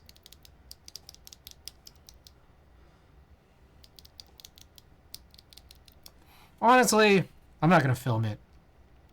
I've filmed one with no tuning, and what I think I've come to realize is, at least for these two specific switches I've tested, there's like no sound difference. And I don't know. Well, I normally film everything. It's only because I want this to feel complete. And also for any possible residual meaning of, or effect of it sounding different. But it doesn't sound different, and I worry too much that these aren't going to close or actuate properly, or fit into plates, etc. I feel like the film might cause more problem than anything, and there's no actual sound difference. So it would really just be for vanity.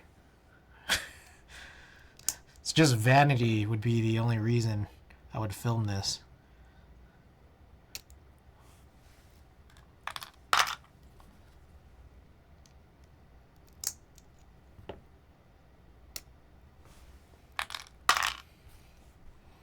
Oh, because it feels like it's complete.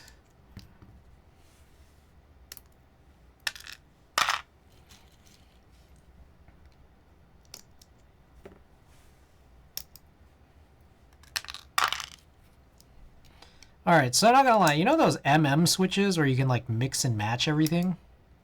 I have a bunch of bottoms that I thought would work with like, other stems and top housings, and they kind of don't.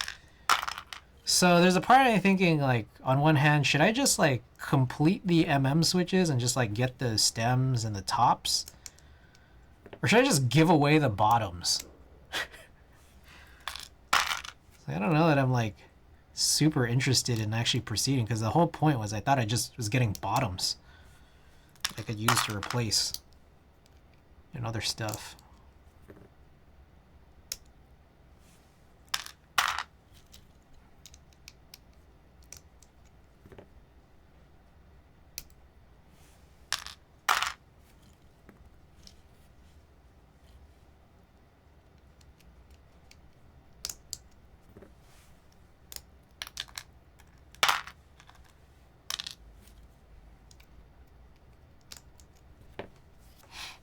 So I will probably work on these tomorrow. I'm not going to be streaming tomorrow, but I will stream Tuesday.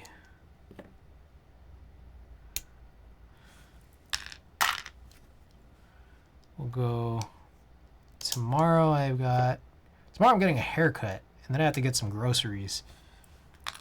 But like only just enough groceries to last me while I'm here, so that I don't have stuff spoil. Or just like waste freshness days while I'm not even here. And then I guess I'll work on these switches.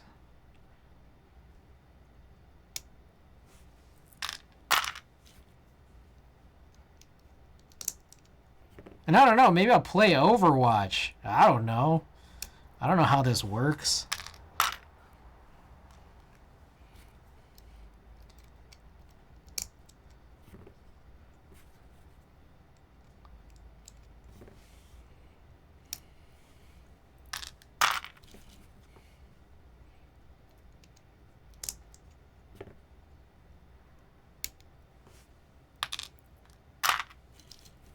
Did you get your refund? I did. I got the refund, and then I was able to buy the bundle, the correct bundle, which I then used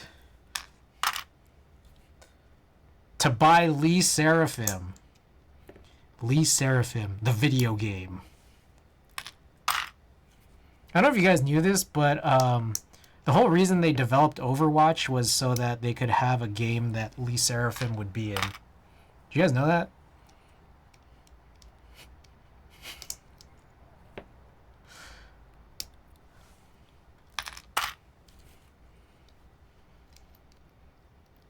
Facts.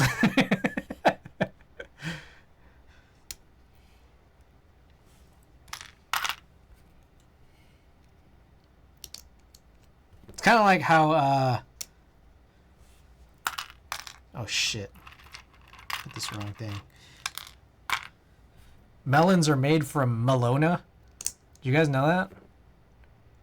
Go to sleep, soldier. When did Frank get here? Frank, welcome.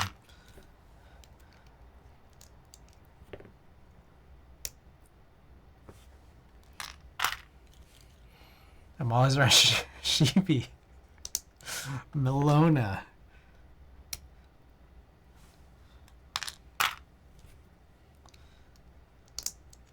Like, I found it amazing how much melons taste like Melona.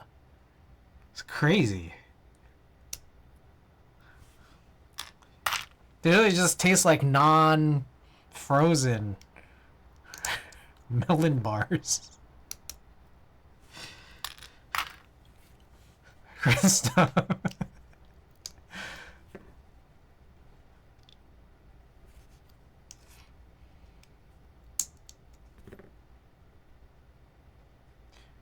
Melon doesn't taste like melon, they taste like honeydew.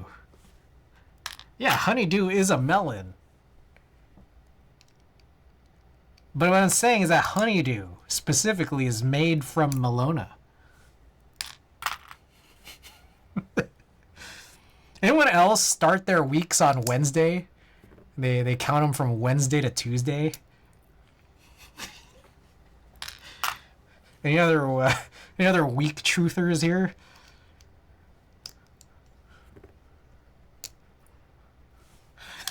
What even speaking? I'm tired as fuck.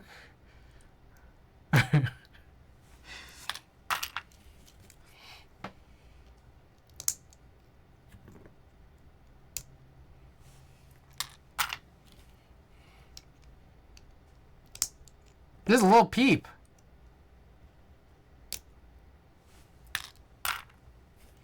Or it's a guy who sounds exactly like Lil Peep. I don't know. I wasn't there when this YouTube video was published.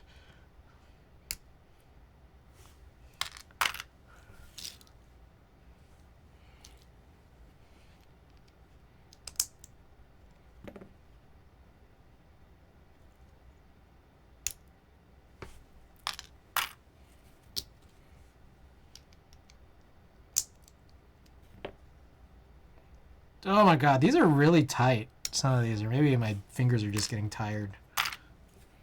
Luckily, there's only a few left.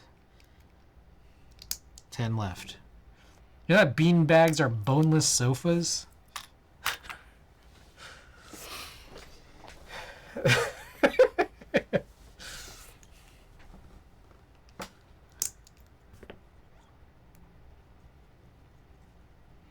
That's amazing.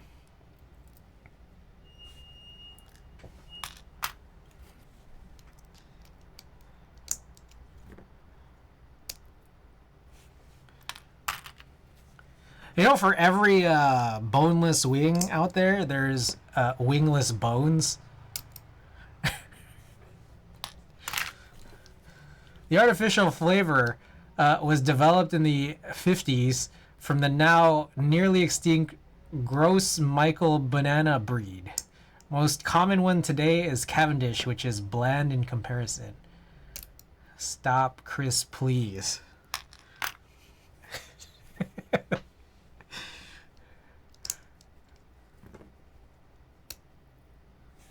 You guys see that? Hold on. I gotta find it now.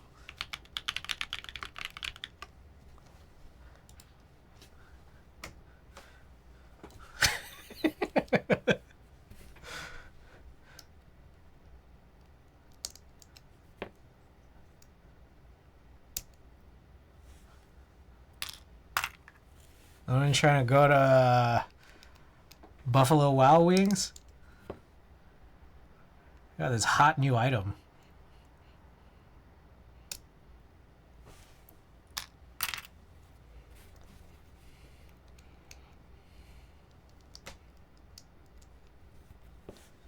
Anyways. Craving wings right now? What about bones? You craving bones? You can get wingless bones at Buffalo Wild Wings.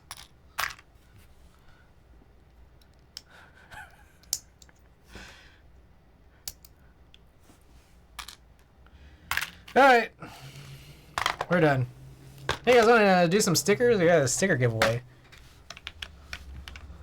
There's not many to choose from. I only have 3, maybe 4, but I'm going to limit it to 3 because I'm not sure if the 4th one's already been claimed.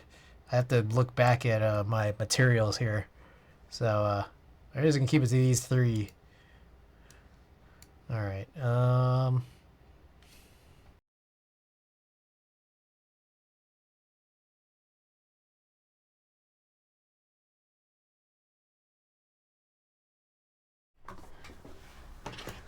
Alright. Only stellar pH sculpting keycaps. Oh, there's another option, Frank. JTK is cranking out good HSA sets. Frank, start stream. Oh yeah, Frank. We could also rate you. It's like another option. But Corin, let me know which of these stickers you want.